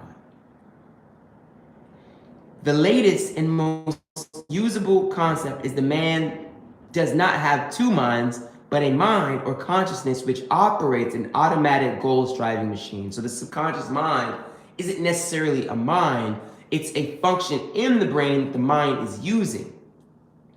And this subconscious mind is essentially a mechanism used to accomplish goals. The creative mechanism within you is impersonal. It will work automatically and impersonally to achieve goals of success and happiness, or unhappiness and failure, depending upon the goals which you yourself set for it. Present it with success goals, and it functions as a success mechanism. Present it with negative goals, and it operates just as impersonally and just as faithfully as a failure mechanism. Like any other servo mechanism, it must have a clear-cut goal, objective, or problem to work upon. The goals that our own creative mechanism seeks to achieve are mental images or mental pictures which we create by the use of imagination. The key goal image is our self-image. Our self-image prescribes the limits for the accomplishments of any particular goals. It prescribes the area of... I just lost my spot. The key goal image is our self-image. Our self-image prescribes the limits for the accomplishments for any particular goals. It prescribes the area of what is possible for us. Like any servo mechanism, our creative mechanism works upon information and data which we feed into it. Our thoughts, our beliefs, our interpretations. Through our attitudes and interpretations of situations, we describe the problem to be worked upon.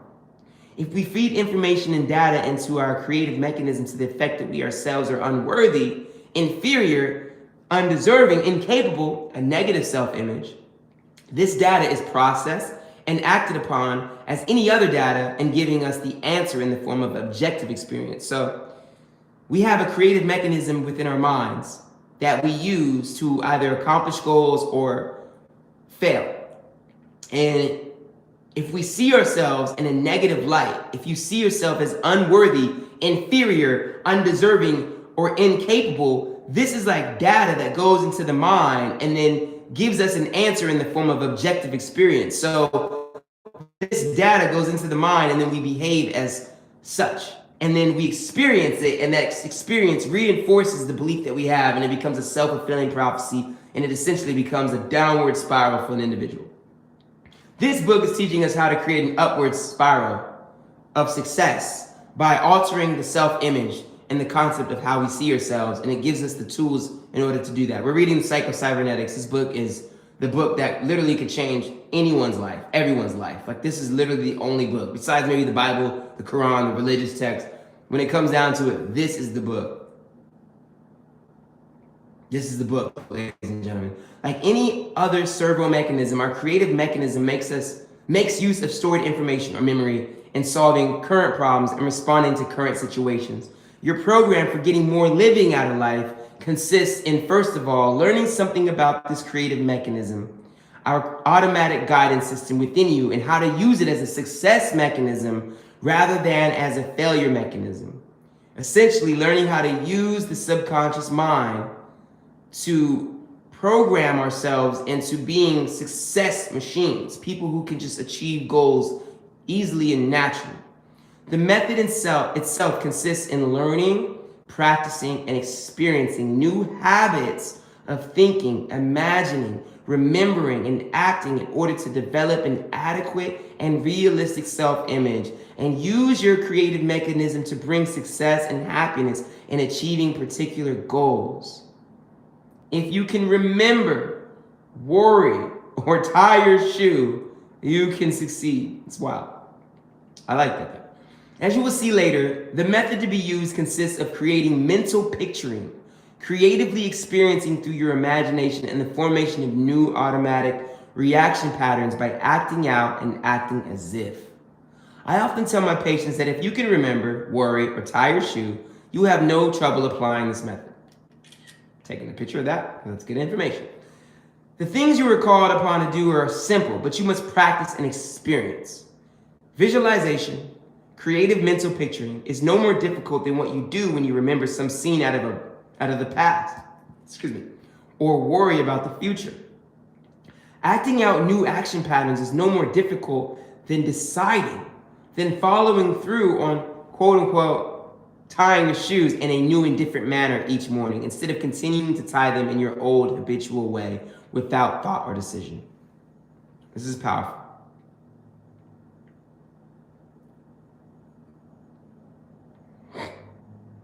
This is powerful information.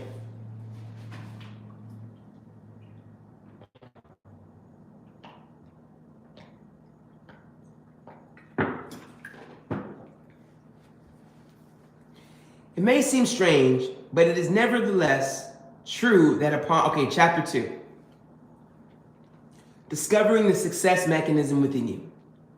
It may seem strange, but it is nevertheless true that up until 10 years ago, scientists had no idea of just how the human brain and nervous system work purposely or to achieve a goal.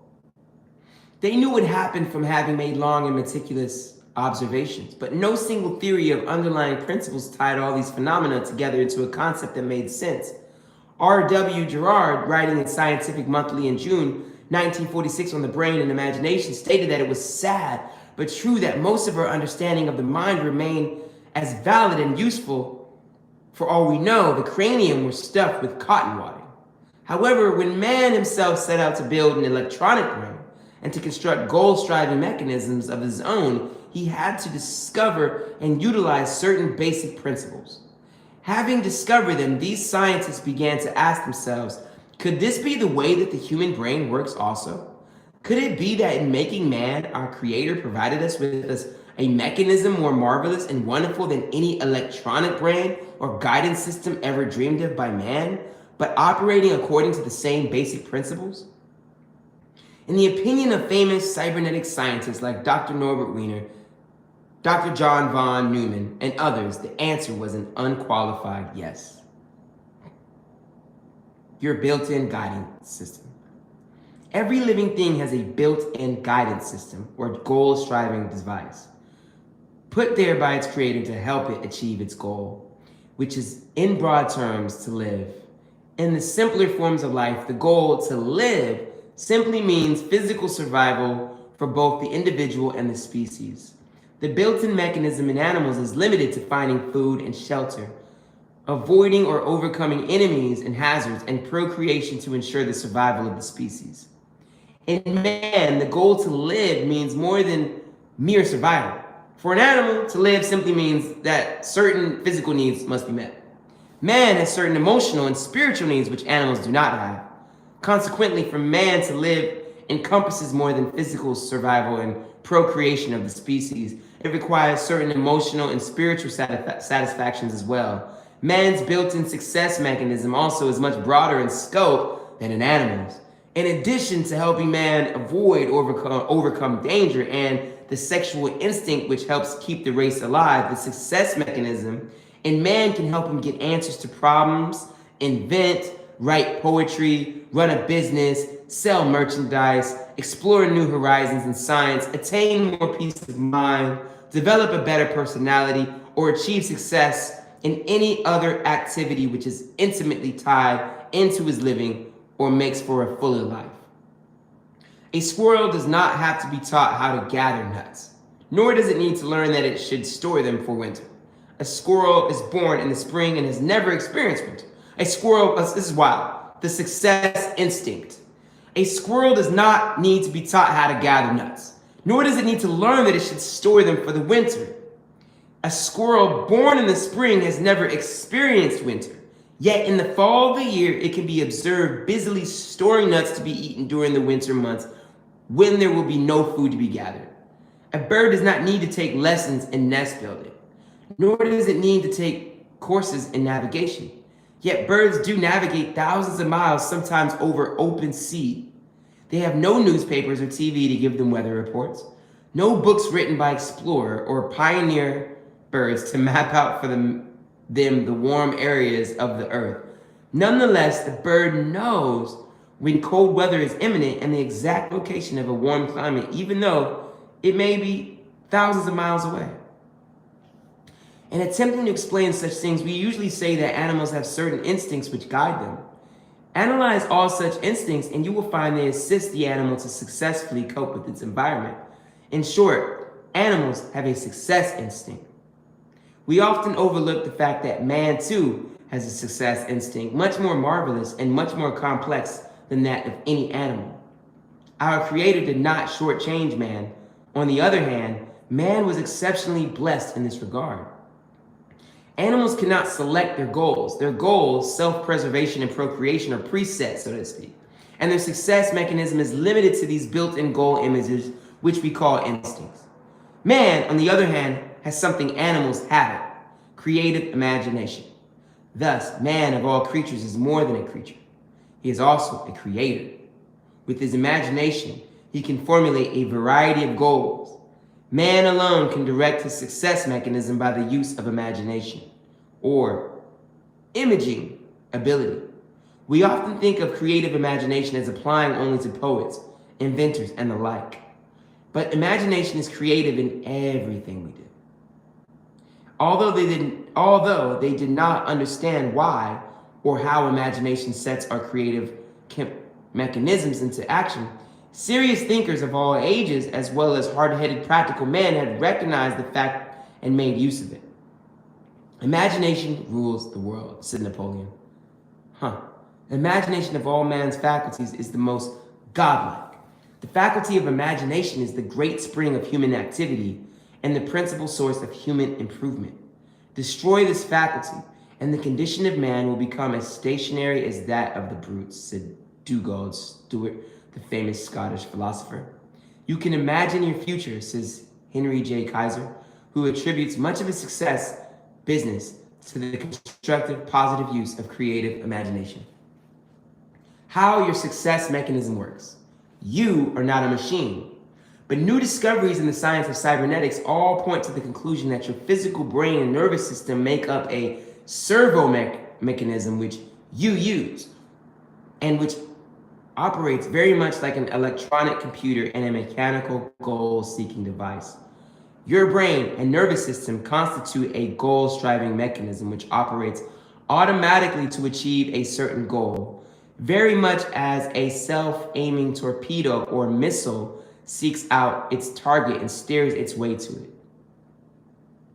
Your built-in servo-automatic functions as a guidance system to automatically steer you in the right direction to achieve certain goals, or make correct responses to environment, and also as an electronic brain which can be a function and automatically used to solve your problems, give you the needed answers, and provide new ideas or inspirations. In the book, The Computer and the Brain, Dr. John von Neumann says that the brain possesses the attributes of both the analog and the digital computer.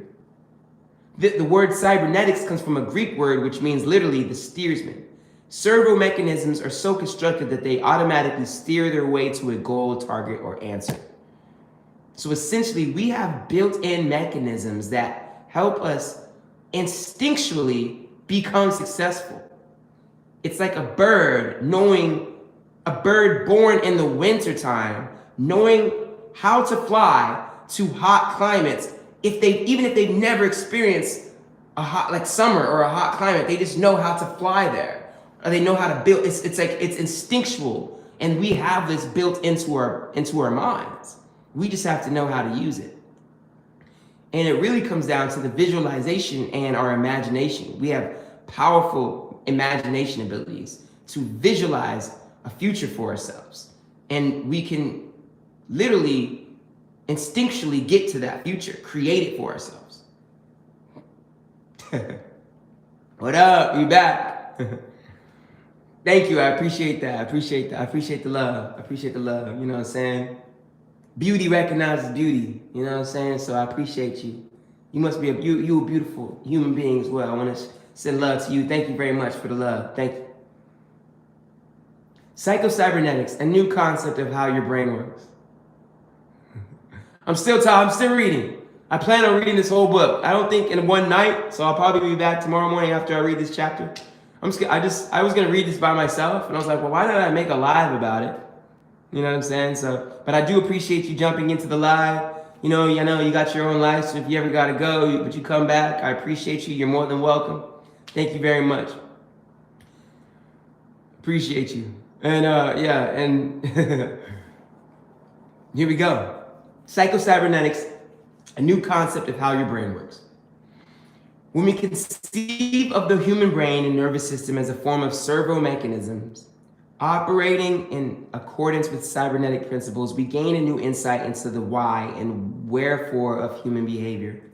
I choose to call this new concept PsychoCybernetics, the principle of cybernetics as applied to the human brain. I must repeat, PsychoCybernetics does not say that man is a machine.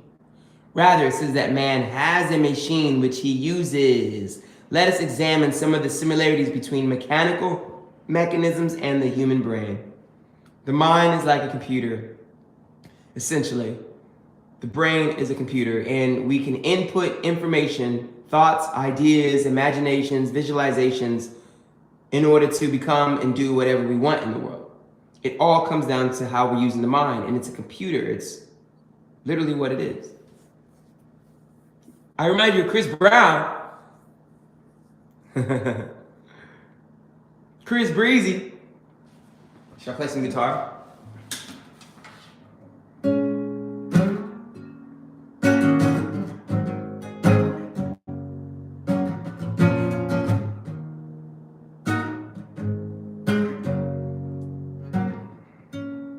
Yeah. Just to let you know, I appreciate the love. I appreciate the love. Yeah. Oh, yeah.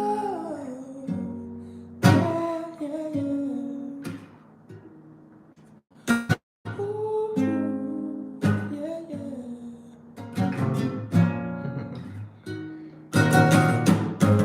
You're so beautiful. Yes, you are. Yes, you are.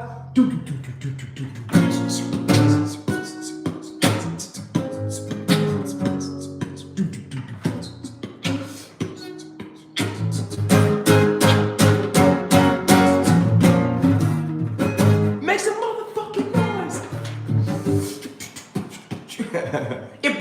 Man, let's go live, man. Yo, I can't wait to get back on stage, man. I swear, bro. I just wanna feel the crowd, the audience. Give me the power. Let's go. Rock and roll. I wanna give it to you. I feel it, baby. I'm gonna tell you, it's been some time. I've been doing so many things, and it's like God has got me doing side missions, but it's all part of the plan. You know what I mean? And I'm so stoked to be able to, I know it, I see it happening. I'm gonna be back on stage, not just any stage, but it's gonna be a beautiful stage, a world stage, and it's gonna be a great crowd of people who are excited to be there. And I'm gonna give people the best show of their lives. It's not only gonna be entertaining, but it's gonna change their lives. I'm gonna put on the type of shows where it's like, you go there and like, yo, you're gonna leave that place and you're gonna like wanna do marvelous things in your life. And it's not going to be some like, just like a motivational pep talks, but it's just going to be so magnificent. I just see it in my mind. Like, man, like I remember I had a friend, he told me that, because he was from Inglewood, and he didn't see much in his life. He just been living in the hood his whole life.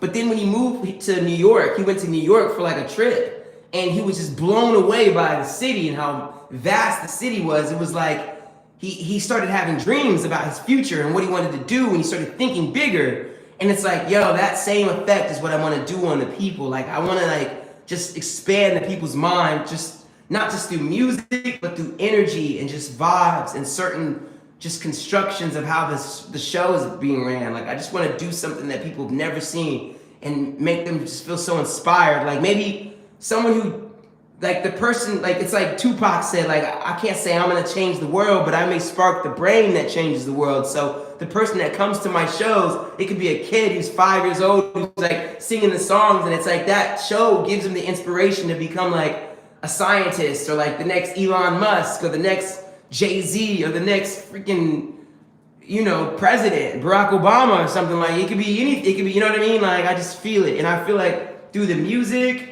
and this PsychoCybernetics, like I could find a way to turn this stuff, which reading this is like, it can feel kind of dry and boring, but I could find a way to take this information and make it cool and fun. I don't know, I know how.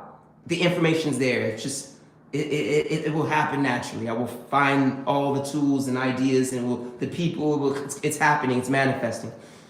When I'm stressed, here's what I do. I go live or on camera. I start getting unready and I take deep breaths and I enjoy my motherfucking life. I'm blessed to be here. I love that. That's what I'm talking about. That's what I'm talking about. I wish I could pin your comment, shout it. Pin message. There we go. No, I didn't want to, not that one. Sorry. Unpin. This one.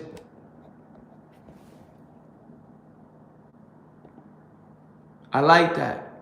Enjoy your motherfucking life. You blessed to be here in this generation. You damn right. We blessed. We blessed, yo.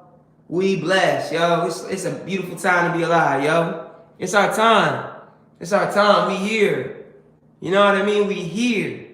And it's like anything is possible. We are great. We are beautiful. We are amazing.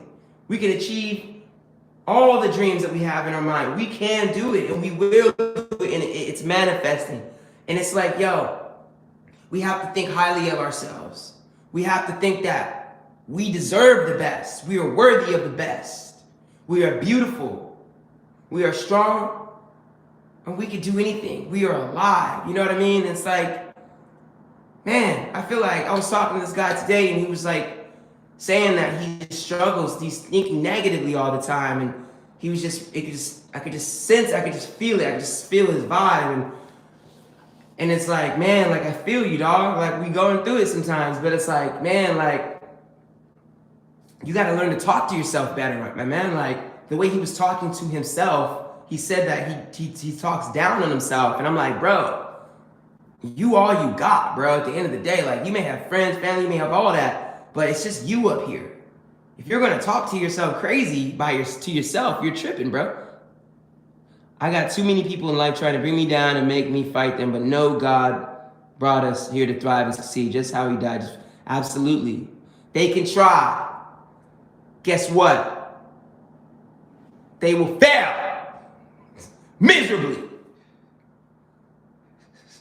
I like talking like that. I feel like I sound like a warrior chief. They will try and they will fail.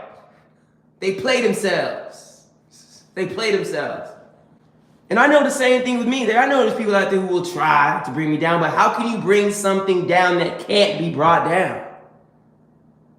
How can you pull the sky from the stratosphere to the ground? You may try all you want, but you ain't bringing the sky down. And we like the sky. I'm like the sky, bro. I'm like the sun in this. I know this sounds egotistical and arrogant, but I'm just gonna say it, bro. This is empowering information. I'm like the fucking sun in the sky, bro. You can shoot that motherfucker with as many bombs and grenades and rocket launchers and whatever you want to do, but you can't pull it down. You can't pull me down. You can say whatever you want about me. You can leave mean comments. You can try to destroy or sabotage me, but you will never bring me down. I will smile all to the end, to the grave, bro. That's me. I've decided. I've even decided that I can't be hurt. You can say whatever you want about me, but you can't hurt me. And it's like I'm invincible. And I know that sounds crazy, but this is my mental model. And it's so much to the point that I just believe that I can't be hurt to such a degree that even when I was getting my blood drawn, I felt pain, but I was telling myself, I am not feeling hurt. My body is feeling hurt, and my brain and I am just perceiving the pain. That's what I was telling myself. I know it sounds so crazy, but it was like, once it happened, I felt like it was like a Jedi mind trick myself, and I couldn't feel the pain of the needle anymore. It was phenomenal. It was kind of wild. But I was just telling myself, I can't feel pain. And I know it sounds ridiculous, you're gonna feel it, but it's like a way to trick yourself. And I was like, I'm not feeling pain. My body is feeling pain. I'm just living in this body. I'm a spirit inside this body. It's a wild conversation. Not everyone's gonna understand, but we can talk about it in a lot of different ways. Yeah, you're a vibe. I feel like there's too many negative, bad vibe people. I need more people that I like for them, and don't judge a book by its cover. Be positive, believe in yourself, believe in you. Exactly. We must monitor the people we are surrounded by. The hair just got 2 stitches above my ankle. I knew that was me getting the karma from all the things I've done. Possibly, But that could be a belief, It's a belief, but you're still here. You're still here. And you know what's interesting? There's negative people in the world, and sometimes we may be in environments that we can't escape the negativity, or maybe there's poverty. Maybe you live in an environment, maybe it's just what it is. But I realize that I have to be so powerful in my thinking and how I perceive myself that, to me, my mind, my spiritual aura is an impenetrable iron fortress that no negative energy could ever penetrate.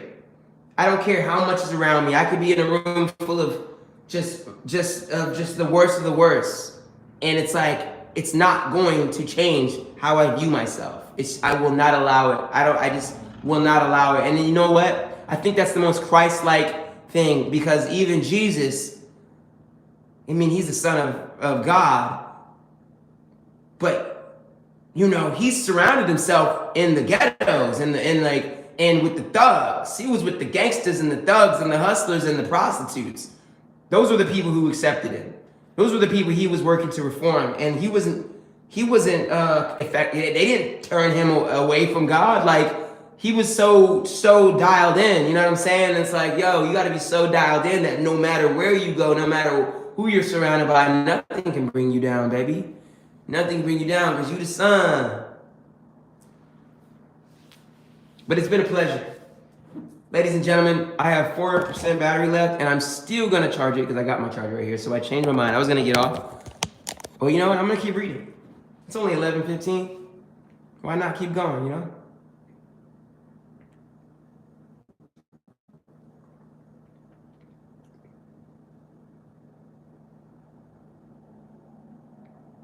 pray to God every day. I just lost my nana a couple of months ago. I'm very sorry to hear that for your loss. That's very tough. Even though I lost myself, but no, I pray every night that I won't lose another one, but it's nobody's fault. We must pray every night.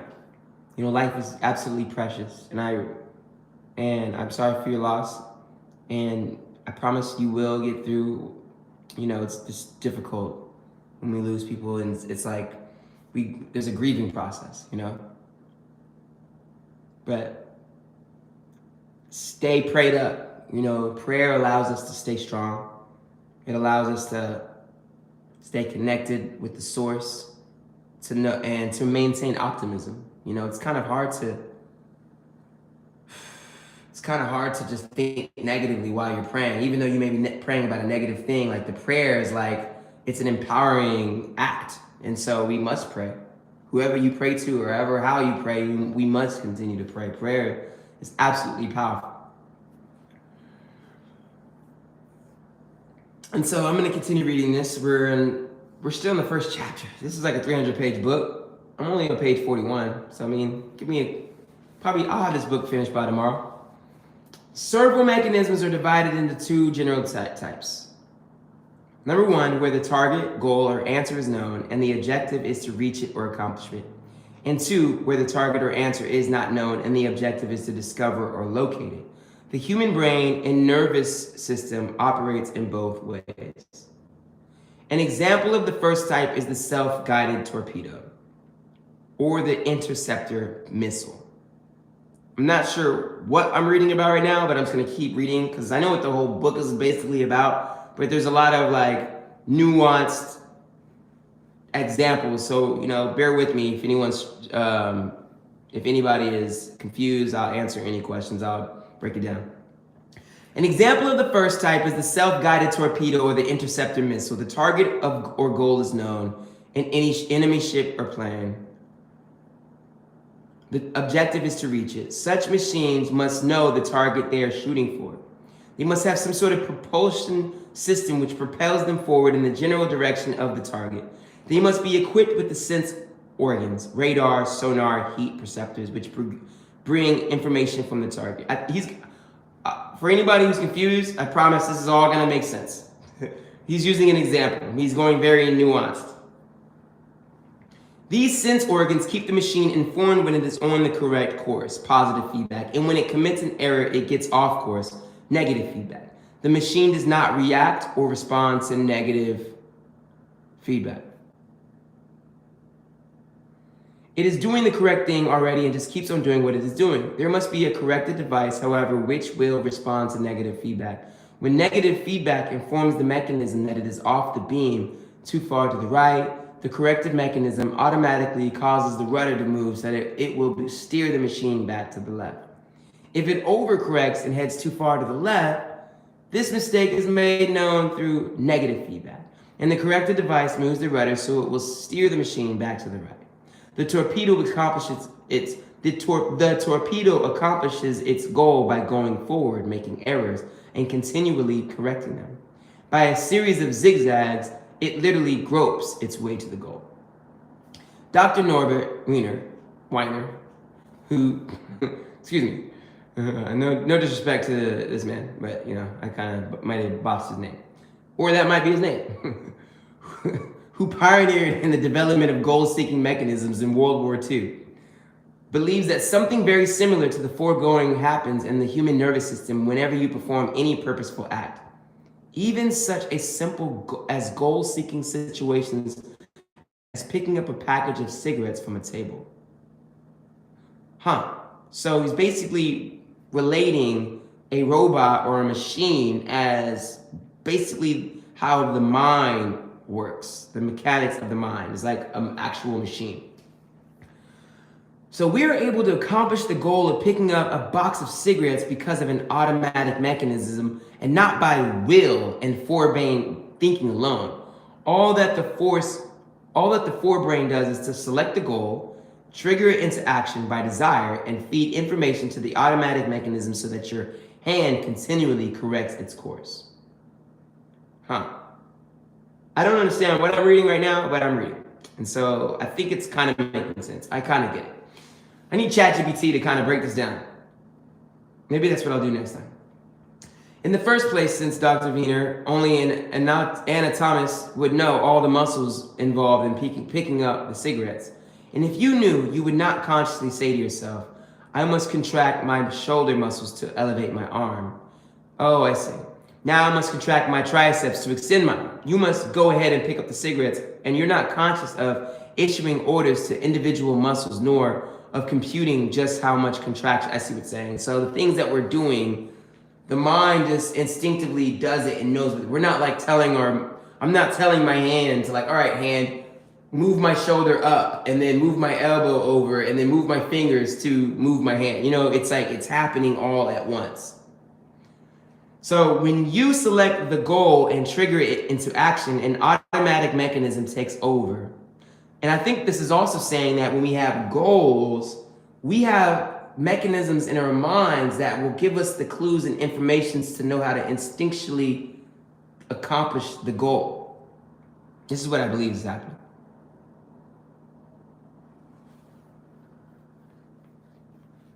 When you select the goal and trigger it into action, an automatic mechanism takes over.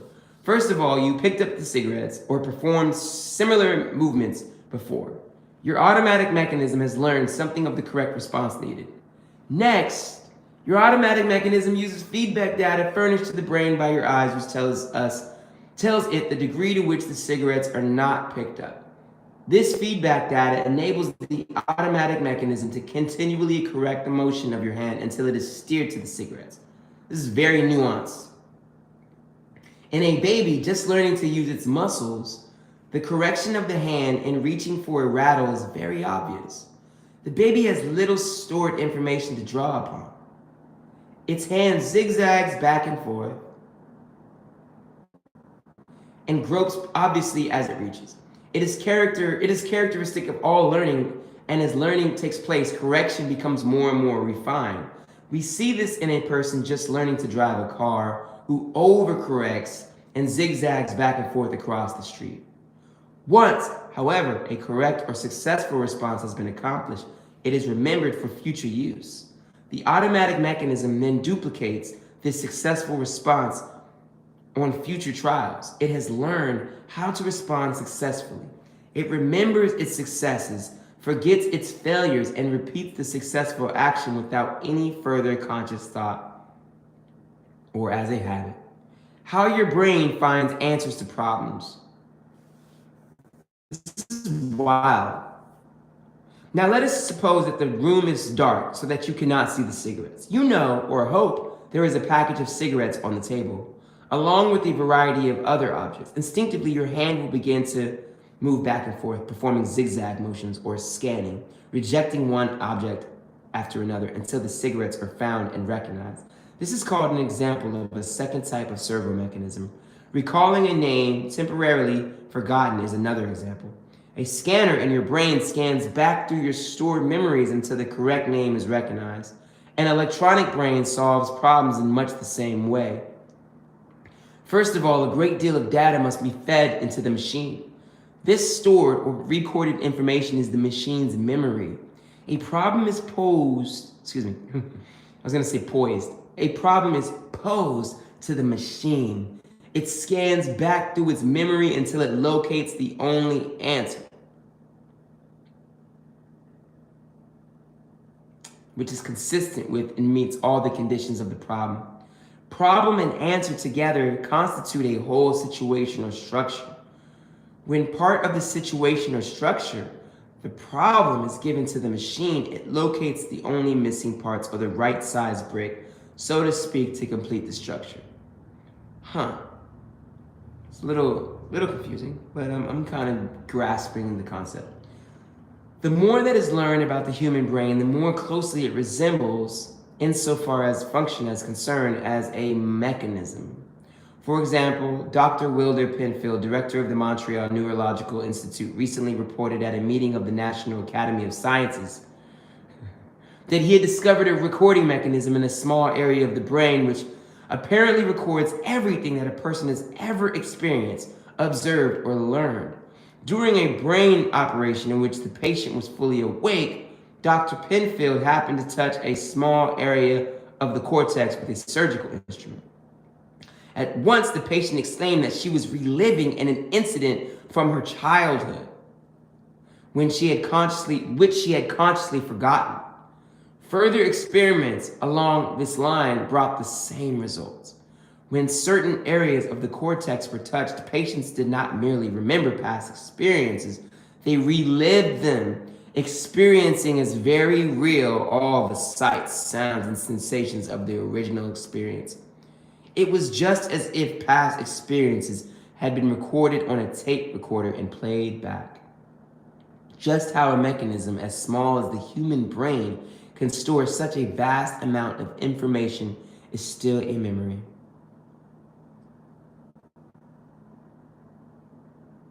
Yeah, please. Oh, hey, sorry. Thank you very much for engaging. I'm just so deep into reading this. I really want to focus because I don't want to. A lot of this reading, I really want to be able to teach this to people. So I'm really into this. But thank you very much for engagement. please give me some advice for my YouTube channel. Give me whatever, if anything I could do to improve, any feedback, anything you think I should do. Your feedback is greatly appreciated. And as you're typing away, I will check it. It's just maybe sometimes it may take me some time because I really want to read this. I really want to get this information locked into my mind. So next paragraph. British neurophysicist W. Gray Walter has said that at least 10 billion electronic cells would be needed to build a facsimile of man's brain. 10 billion electronic cells to build just a small portion of a person's brain. These cells would occupy about 1.5 million cubic feet, and several additional millions of cubic feet would be needed for the nerves or wiring. Power required to operate it would be 1 billion watts. Jesus Christ, bro. Human beings are so much more powerful than we could ever fathom. And this is probably why our entire society in so many ways is like designed for us to not know this power. A lot of people do not know their own power. And look at the automatic mechanism in action. We marvel at the awesomeness of the interceptor missiles, which can commute in a flash the point of interception of another missile and be there at the correct instant to make contact. Yet, are we not witnessing something just as wonderful each time we see a center fielder catch a fly ball? In order to compute where the ball will fall or where the point of interception will be, he must take into account the speed of the ball, its curvature of fall, its direction, windage, initial velocity, and the rate of progressive decrease in velocity. He must make these computations so fast that he will be able to take off at the crack of the bat. Next, he must compute just how fast he must run, in what direction in order to arrive at the point of interception at the same time the ball does. The center fielder doesn't even think about this. His built-in goal-striving mechanism computes it for him. Okay, all of this is making sense. From the data which he feeds it through his eyes and ears, the computer in his brain takes this information, compares it with the stored data, the memories of other successes and failures of catching fly balls. All necessary computations are made in a flash, and orders are issued to his leg muscles as he just runs. Reading this one paragraph lets me know that this man has experienced psychedelics. I'm gonna tell you that. Maybe he hasn't, but this sounds like somebody who's dropped acid or done a fair amount of shrooms. Let's say that, psilocybin, because after you have these type of experiences, you start to break these things, like breaking these like simple things down into complex like observations. It's incredible. When you go live, I notice you don't really have a lot of people watching you live. What I would do is I would post a few hours before and put a good time set so then people will like, ooh, okay. Also, I would check your comments every other day. And if you have comments, make sure to reply or like or heart the comments. It makes people keep, okay. Last one, every couple weeks, do videos saying you will do shout outs soon and you will shout out your subscribers, and that will help gain subs and then do shout outs and people will send links. Oh, okay. That's very great advice. I'm gonna take a picture of this. One moment. I do appreciate this.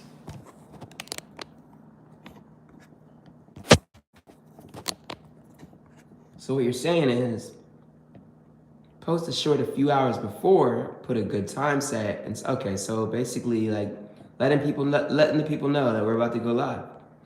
Respond to comments, because more comments will bring engagement, and if I respond, that'll make people more motivated to write a comment, okay? And then do shout outs with my subscribers. Okay, I definitely will. I absolutely will. You know, I'm still growing this channel and I'm learning a lot every day about it, but there's certain things I having considered. And so I do appreciate this advice. This is absolutely important that I know this. So thank you very much, because I am actively growing my YouTube channel. And that is one of my goals. And so, lately I just make videos. I'm like, I'll learn as I go. And apparently I am learning as I'm going, because I'm meeting incredibly insightful people quite as you, quite such as yourself. So thank you very much. Not only insightful, but very kind and very powerful and very cool. Also, most importantly, believe in God and never lose faith. Thank you very much, and good things will happen. Trust. I appreciate that 100%. Thank you. I appreciate the reminder, and likewise to you as well. Continue to have faith. Thank you very much. I really appreciate your help, very much.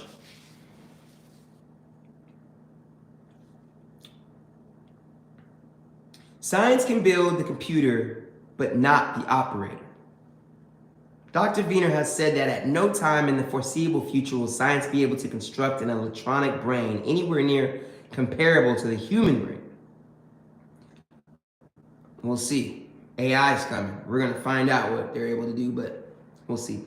I think that our gadget-conscious public has shown an unawareness of the special advantages and special disadvantages of electronic machinery as compared with the human brain. He says the number of switching devices in the human brain vastly exceeds the number in any computer machine yet developed or even thought of for design in the near future. But even should such a machine be built, it would lack an operator. A computer does not have a forebrain nor an eye, or a soul, I think essentially what he's alluding to. I feel like reading out loud is improving my ability to find new words and just grab words. Like, I wouldn't have said eluded like just a second ago. And they say, like, they, as in the researching and the studies, show that the more you read and the more you read out loud, the better your ability to communicate and think. That and writing, the ability to write and writing and reading improves our ability to think, like brain cognition. So it's almost like the ability to grab words from your mind and speak. And communication is basically like the most powerful tool that we have for everything when it comes to being a great leader, being a great, to just connecting with people, making relationships. And so, I read even, I believe Jordan Peterson and Jocko Willink, they were in an interview, he was saying that if you want to become incredibly deadly, and I think when he says deadly, he just used that as an example, but just very effective in this world and become incredibly powerful of a human being, you should be regularly writing and reading, because what it does to the mind is like, it's profound. It makes you like, if you want to be a leader, you should be reading and writing, just practicing the brain function of reading and writing.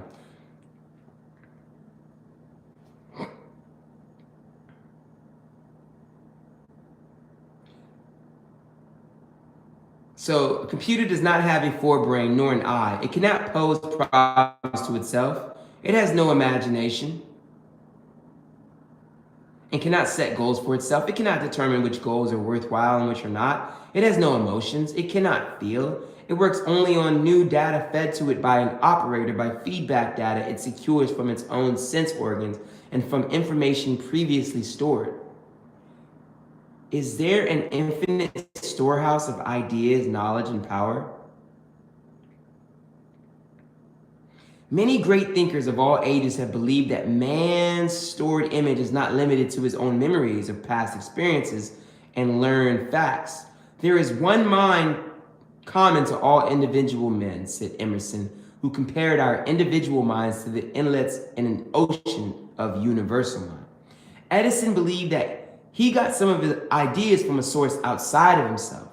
Once, when complimented for a creative idea, he disclaimed credit, saying that ideas are in the air, and if he had not discovered it, someone else would have.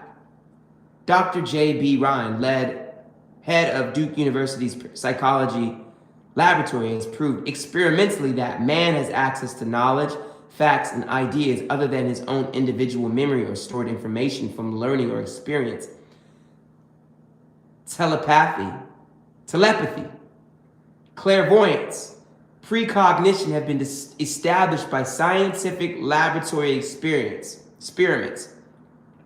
His findings that man possesses some extrasensory factor, which he calls psychic abilities, are no longer doubted by scientists who seriously reviewed his work. As Professor R.H. Fowles of Cambridge University says, the reality of the phenomena must be regarded as proved as certainly as anything in scientific research can be proved. We have found, said Dr. Ryan, that there is a capacity for acquiring knowledge that transcends the sensory functions. This extrasensory capacity for acquiring knowledge that transcends the sensory functions. This extrasensory capacity can give us knowledge, certainty of objective and very likely of subjective states, knowledge of matter, and most probably of minds. Schubert is said to have told a friend that his own creative process consisted in remembering a melody that neither he nor anyone else had ever thought of before. Wow, I love that.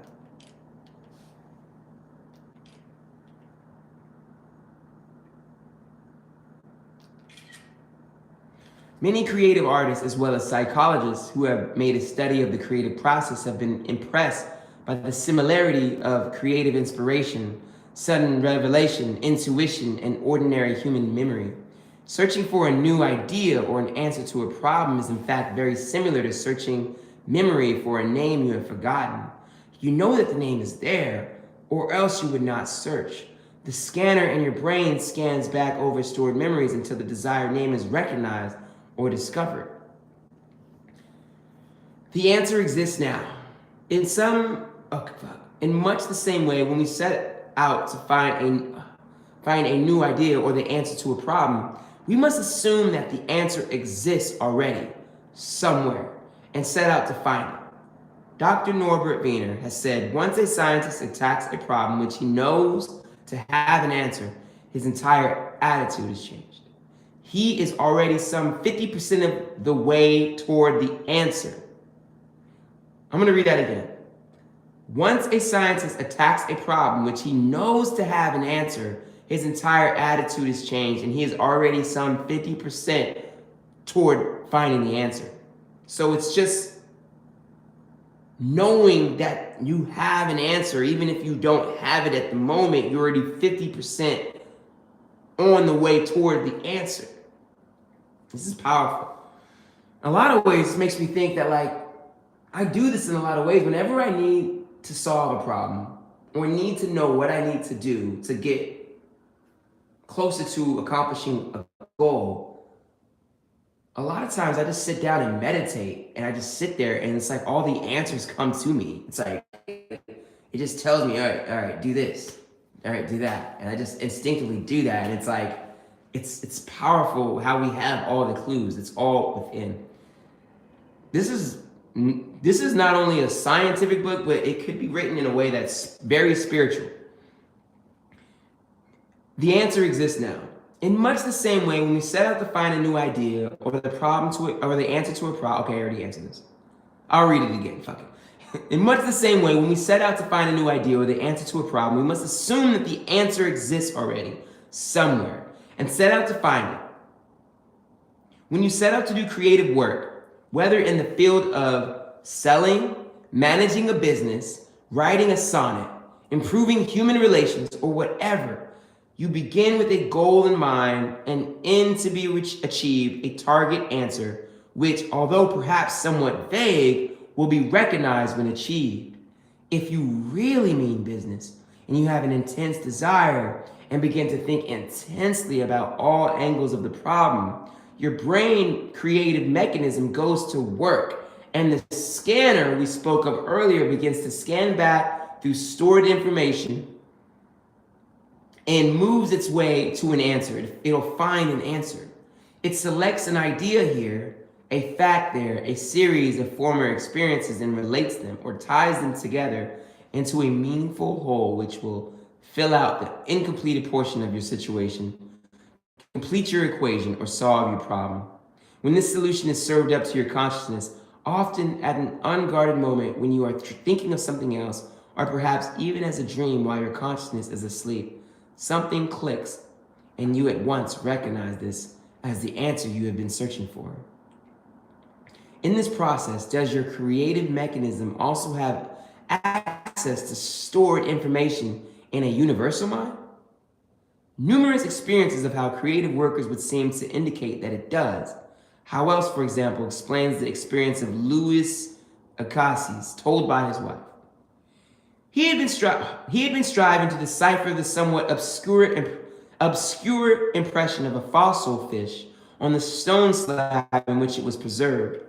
Weary and perplexed, he put his work aside at the last and tried to dismiss it from his mind. Shortly after, he waked one night persuaded that while asleep he had seen his fish with all the missing features perfectly restored. So essentially, he was trying to solve this. Okay, it was an obscure impression of a fossil fish on a stone slab. So he had a fossil, and it was the impression of a fish. And he was trying to decipher what the fish looked like, but I guess he went to sleep. He went to sleep, and I think what's going to happen is he found the answer. He's basically talking about answers. He went early to the Jardin des Plantes, thinking that on looking anew at the impression, he would see something to put him on the track of his vision. In vain, the blurred record was as blank as ever. The next night, he saw the fish again, but when he waked, it disappeared from his memory as before. Hoping the same experience might be repeated on the third night, he placed a pencil and paper beside his bed before going to sleep. Towards morning, the fish reappeared in his dream, confusedly at first, but at last with such distinctness that he no longer had any doubt as to its zoological character. Still half dreaming in perfect darkness, he traced these characters on the sheet of paper at the bedside. In the morning, he was surprised. Okay, we're about to get to an exercise. This is gonna be dope. So now we got some actionable advice here, ladies and gentlemen. In the morning, he was. I'm almost finished. Okay, finally. I was like, man, how much longer is this paragraph? I'm like 50 pages in, ladies and gentlemen. We got 3 more pages, and I think I'm gonna wrap it up for tonight, and then we'll talk tomorrow again. Still half dreaming in perfect darkness, he traced these characters on the sheet of paper at the bedside. In the morning, he was surprised to see in the nocturnal sketch features which he thought it impossible the fossil would reveal itself. He hastened to the Jardin des Plantes and with his drawing as a guide succeeded in chiseling away the surface of the stone under which portions of the fish proved to be hidden. When wholly exposed, the fossil corresponded with his dream and his drawing, and he succeeded in classifying it with ease. So essentially, this scientist was struggling some way to identify or to classify this fossil fish, and he found a way to basically find the answers to doing so using just the power of his mind and his intuition. And I think, not what I think, this is what I know, because this is what I get. I understand what's happening. What Dr. Maltz is alluding to. He's basically saying that our minds are, God has given us this mechanism within us to give us intuitive abilities, clairvoyancy, psychic abilities to find the answers to anything we're trying to do, whether you're trying to start a business, sell merchandise, write a sonnet, catch a ball in the sky, do anything. We have intuitive, psychic abilities to find ideas. We just have to tap in.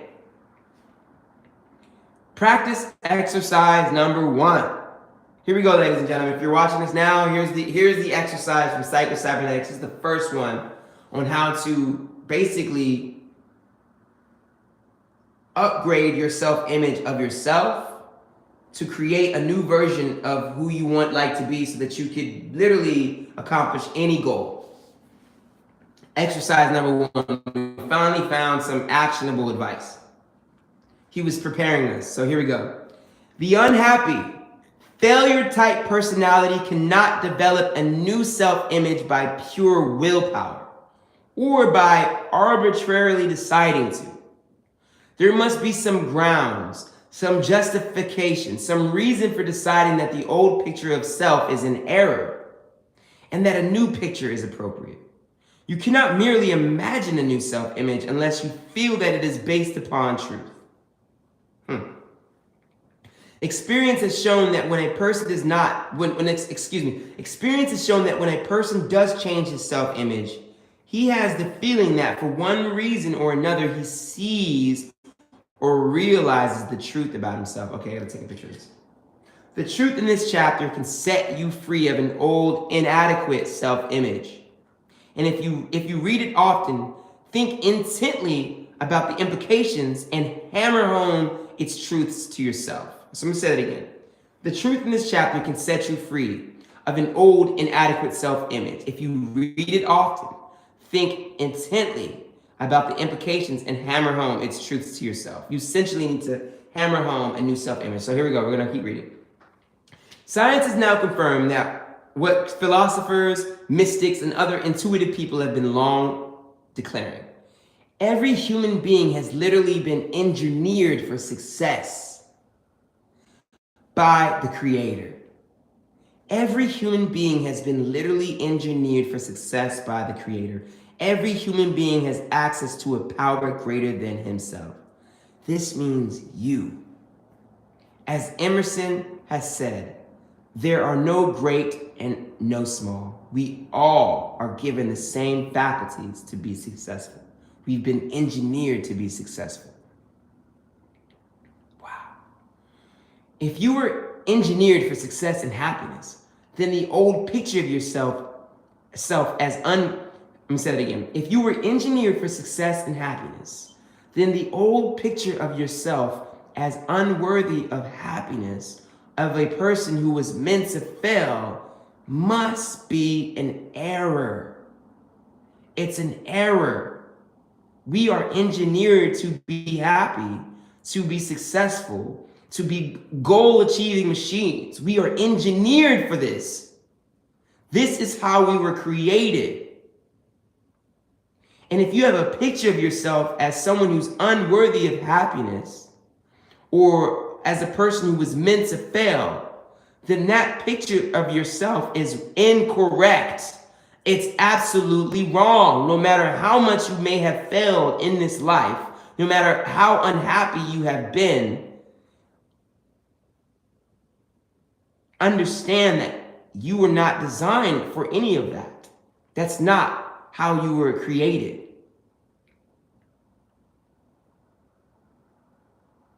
Read this chapter through at least 3 times per week for the first 21 days. Wow.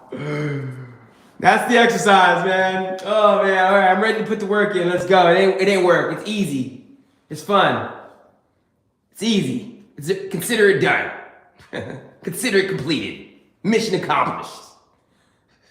Always got to grab the glasses when I do, and grab the jacket. Consider it done. Mission accomplished. Here we go.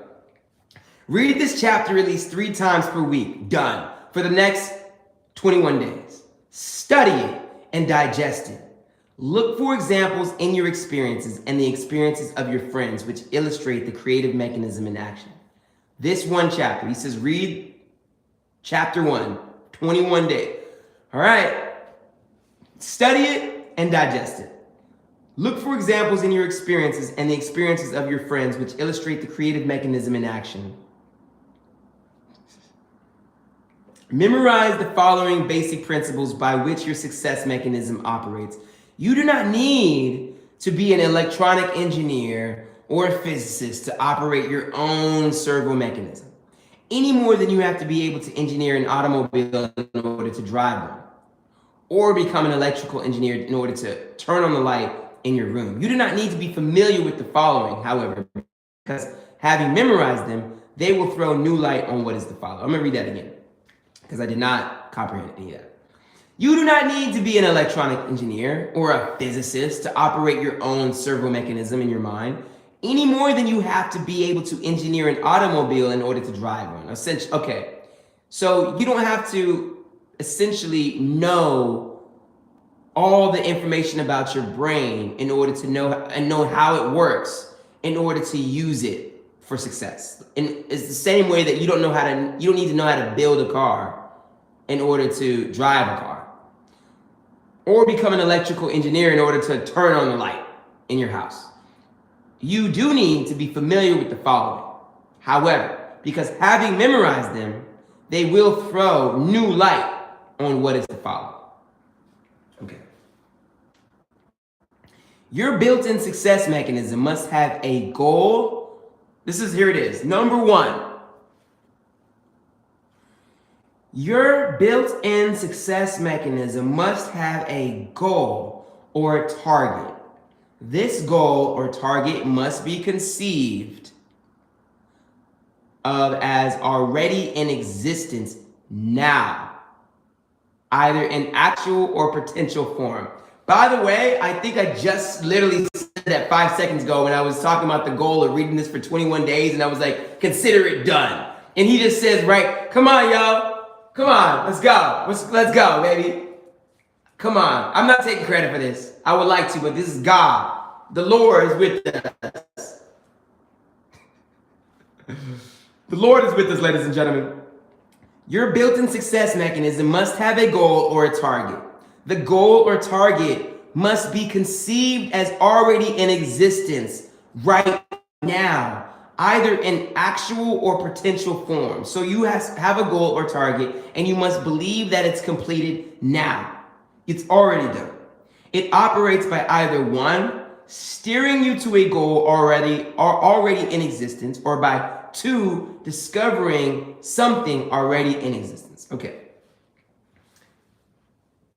Number two, the automatic mechanism is teleological. That is, operates or must be oriented to end results, goals. Do not be discouraged because the means whereby may not be apparent. It is the function of the automatic mechanism to supply the means whereby when you will supply the goal. Think in terms of the end result, and the means whereby will often take care of themselves. So essentially, so far what he's saying is that when you have a goal, you have a target. In order to achieve said goal, you must conceive the goal as already done and completed. And as you do so, the mind will create, or the mind will discover everything you need to do to accomplish the goal. And it's like the light will, like you said, the new light will follow. Like if you have a goal, you don't need to, how am I going to do this? What am I going to do? First, when you have a goal, see the goal is completed. See it in, and your brain is like a teleological machine. It's psychic, it's the clairvoyancy. The answers will come to you. This is what he was saying. I get it now. I get why he's saying you need to read this chapter. So, number three, do not be afraid of making mistakes or of temporary failures. All servo mechanisms achieve a goal by negative feedback or by going forward, making mistakes, and immediately correcting course. He talked about this with the robot missiles flying through the skies or whatever. It goes off course and then it learns and it comes back. And okay.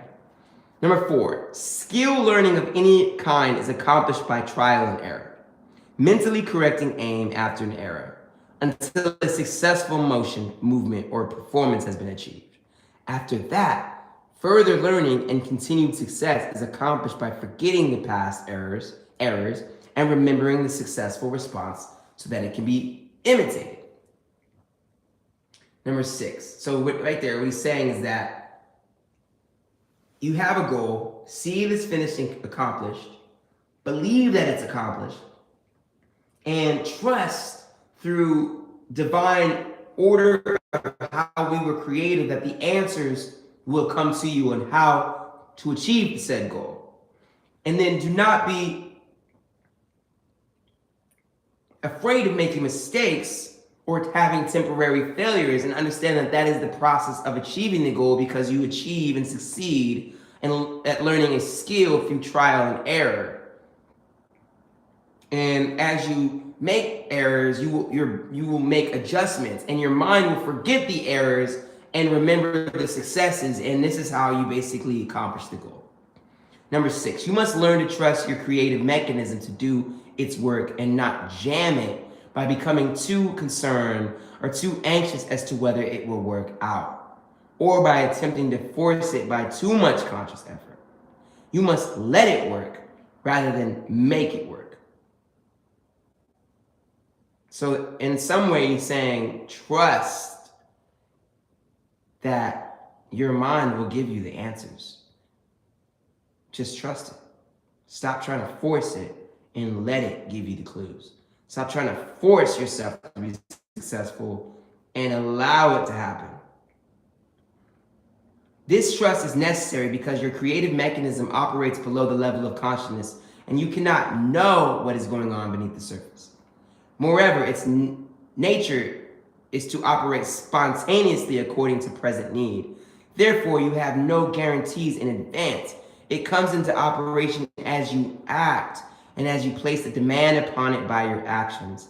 You must not wait to act until you have proof. You must act as if it is there and it will come through. Do the thing and you will have the power, said Emerson. Wow. Okay, I understand why he said read this for 21 days to understand this.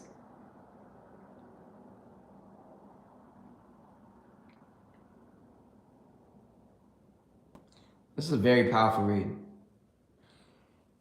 I think I'm going to wrap it up for the night and come back to this. I've learned a lot. To wrap it up, I've learned that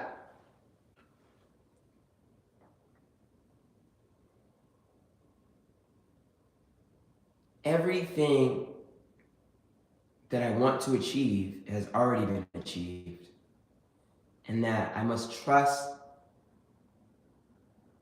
divine order of the creation of myself, that all the answers will come to me as I take an action. It's like as you take a step, the floor lights up. And it's like, in order to continue to get yourself out of a cave or whatever, you must take another step. And you may bump into like a wall, but that just teaches you, okay, move over here, and then take another step, and take another step, and so it's like you have to just see it, or it's already completed, and then you walk through. It's like, it's very simple, but he's kind of breaking the science of this all down that we do every day, or people do all the time.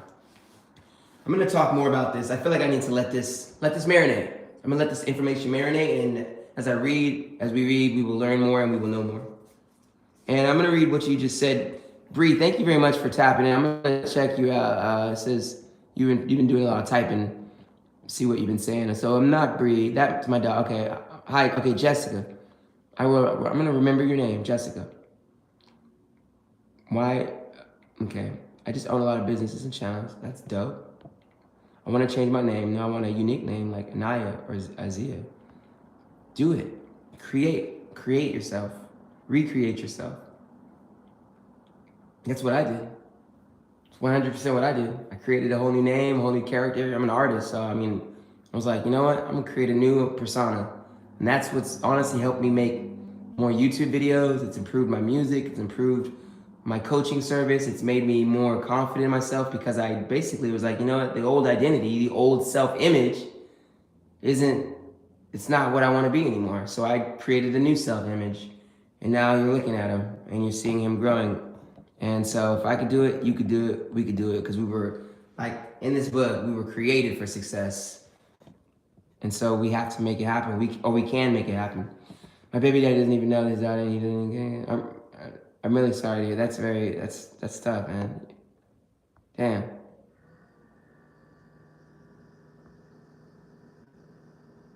Yeah, so yeah, my life is struggling now.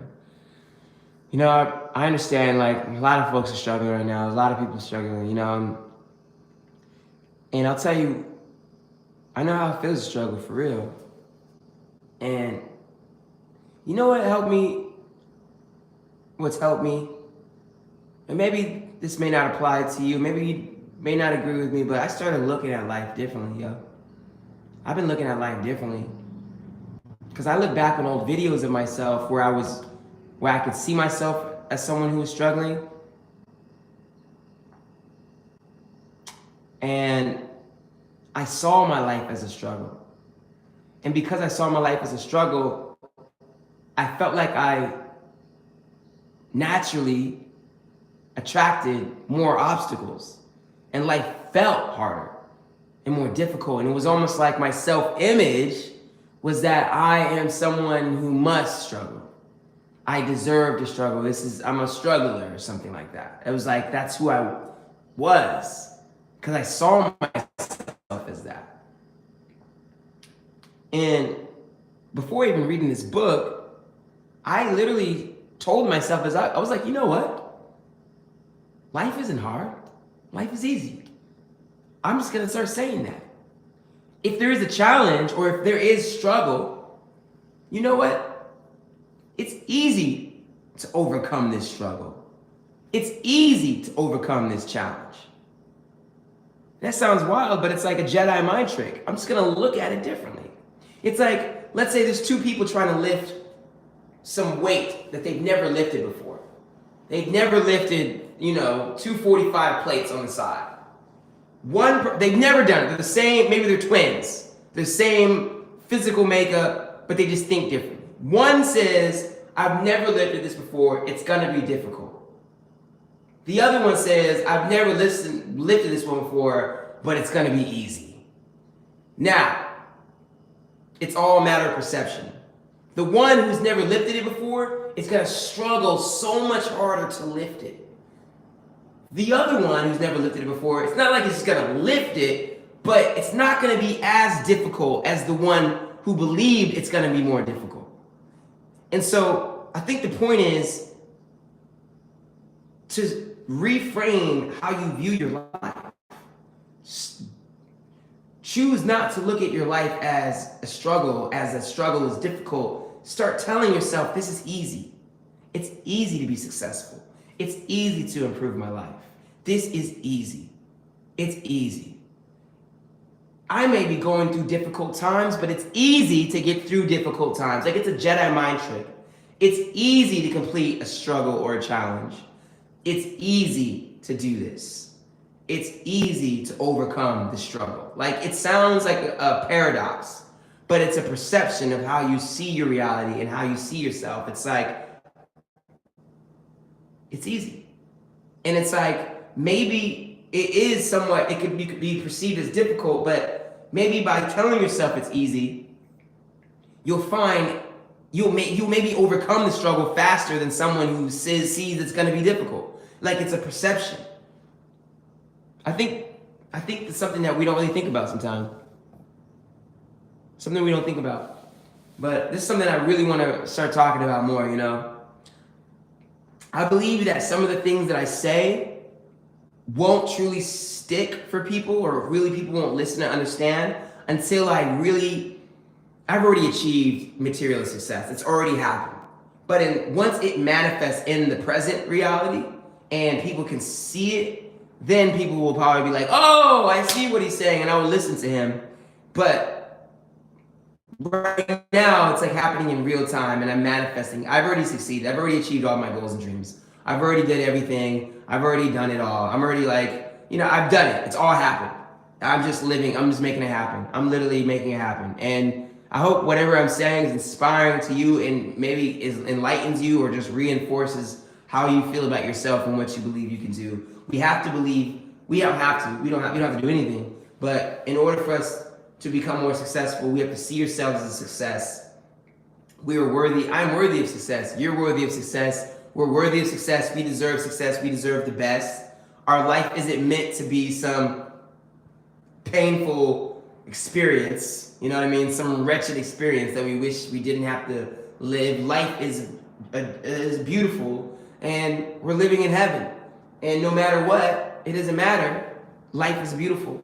And this is how I see life. And I believe that I make everything easier to do. It's just easy. It's easy to overcome a struggle. It's easy to overcome a challenge. I love a challenge. Bring it on, because I have fun with challenges. It's easy to accomplish challenges because this is how I see it. You know what I'm saying? And some people may not resonate with that, but I think it's like, yo, why make it more difficult? Why not make it easier by just thinking that it's easier? Because it's like you could think it's difficult, think it's easier, but it's like, I don't know, why make it harder for yourself? Because sometimes what we do is we make things harder for ourselves by perceiving our situations as really bad. And they may be fucked up, but it doesn't hurt to just see it as it's going to be easy to overcome. Like and why not? It's a benefit. It's only going to improve life. Unless you want to struggle. And that's like a whole nother thing. That's like a whole nother self-image game, you know? But it's crazy. Anyway, all right, I'm going to... Hey, thank you so much for stopping by. Jessica, I remembered your name. I appreciate you very much. And if you wanted me to call you Azia or Anaya, I'll call you whatever you want to be called. But I appreciate you so much. I'm gonna actually log off as well. It's late here. It's not late, but I think I should get some rest. But I do appreciate you for watching, and you tuning in is like, yo, you dedicated, man. I appreciate you for real. Thank you so much for contributing. Thank you so much for giving me, gems and advice on how to just improve my whole channel. Thank you so much for opening up and being vulnerable and just be sharing, what you're going through in life and what you want to improve on and what you want to do. So I appreciate you 100%. Thank you for your existence. I pray and I know that whatever you're going through, you've already gotten through it, because like in the book, the goal is already achieved. You've already overcome your struggle. It's already happened. It's already happened. It's already happened, period. And and I promise everything will continue to work out. Asia, okay, Asia. I'm seeing it now. Whatever you're struggling with, it's already done. It's finished. It's completed. You've gotten through it. All your goals have been achieved. See it as such. It's just say it. It's declare it. Declare it and trust it, because it is, and because you deserve it. You deserve the very best. You deserve a great life, a beautiful life, and you will have a beautiful life, and you will have a greater and more beautiful life. And this is not just BS. This is real. This is in the book. We just read this. The self-image. You're a beautiful human being who deserves the best. You are the best, okay? And whatever you do, as a mother, a parent, business person, human being, you are blessed. You're one of God's favorites. You are favored. And remember that and know that. And if you don't think that, realize that it's about the self-image. It's about how we see ourselves. So start seeing yourself as that. I be seeing, to me, my new self-image is, I'm one of God's favorites, baby. Because he certainly has favorites. I'm in the club. You in the club. My friends and family, we in the club. We in the, you know what I mean? It's just what it is. I know it sounds kind of crazy, but I'm one of God's favorites, and I'm favored by fortune. I'm the most luckiest man on the planet, and I'm a fucking trillionaire. This is me, baby. People are like looking at me like, bro, you crazy. I don't give a fuck. You guys are crazy for thinking that you don't deserve a good life, or you deserve to be broke, and you think you're a loser. Y'all are the crazy ones, because it says in the book. The book says that God created us to be success machines. We are engineered for success. So if you believe that you're a failure or a loser, you're literally thinking wrong, because our bodies were not designed for that. That's like a bird trying to fly in the wintertime to a hot climate and just flew the wrong direction. Like, that is not what it was supposed to, it's designed, like birds, and they just know instinctively how to find a hot climate. So if it did it, that's wrong. You know what I'm saying? That something was wrong about that. So as a human being, the bird is designed to successfully get to where it needs to get to, and it instinctually knows how to. So us as human beings, we were designed to accomplish our goals. It's supposed to be that way. And if we are failing, obviously something is wrong, but people just assume that that's just who they're supposed to be. That is an error. It's an error in self-judgment and self-conception. And so we have to see ourselves as successful individuals. We deserve success. We're meant for success. And we are the very best of the best, and that's what it is, period. I love you. Thank you very much. I appreciate you so much, Asia, for stopping by. It's been a beautiful, beautiful connection, and I really wish you the best. Hope you have a great weekend. And I send blessings to you and your family and all of your loved ones. And I say good night to you and good luck to you. And I'm going to take action on the advice that you gave me. And I'll see you next time. I'll be here tomorrow. I'm not sure when I will post, but I'll definitely make sure to make a short and say, yo, guys, I'm going to be reading PsychoCybernetics. Boom, at this time, tap in, let's rock and roll. So, yeah, it's been beautiful. Thank you very, very much. And good night, okay? Have a great night and sweet dreams. Peace.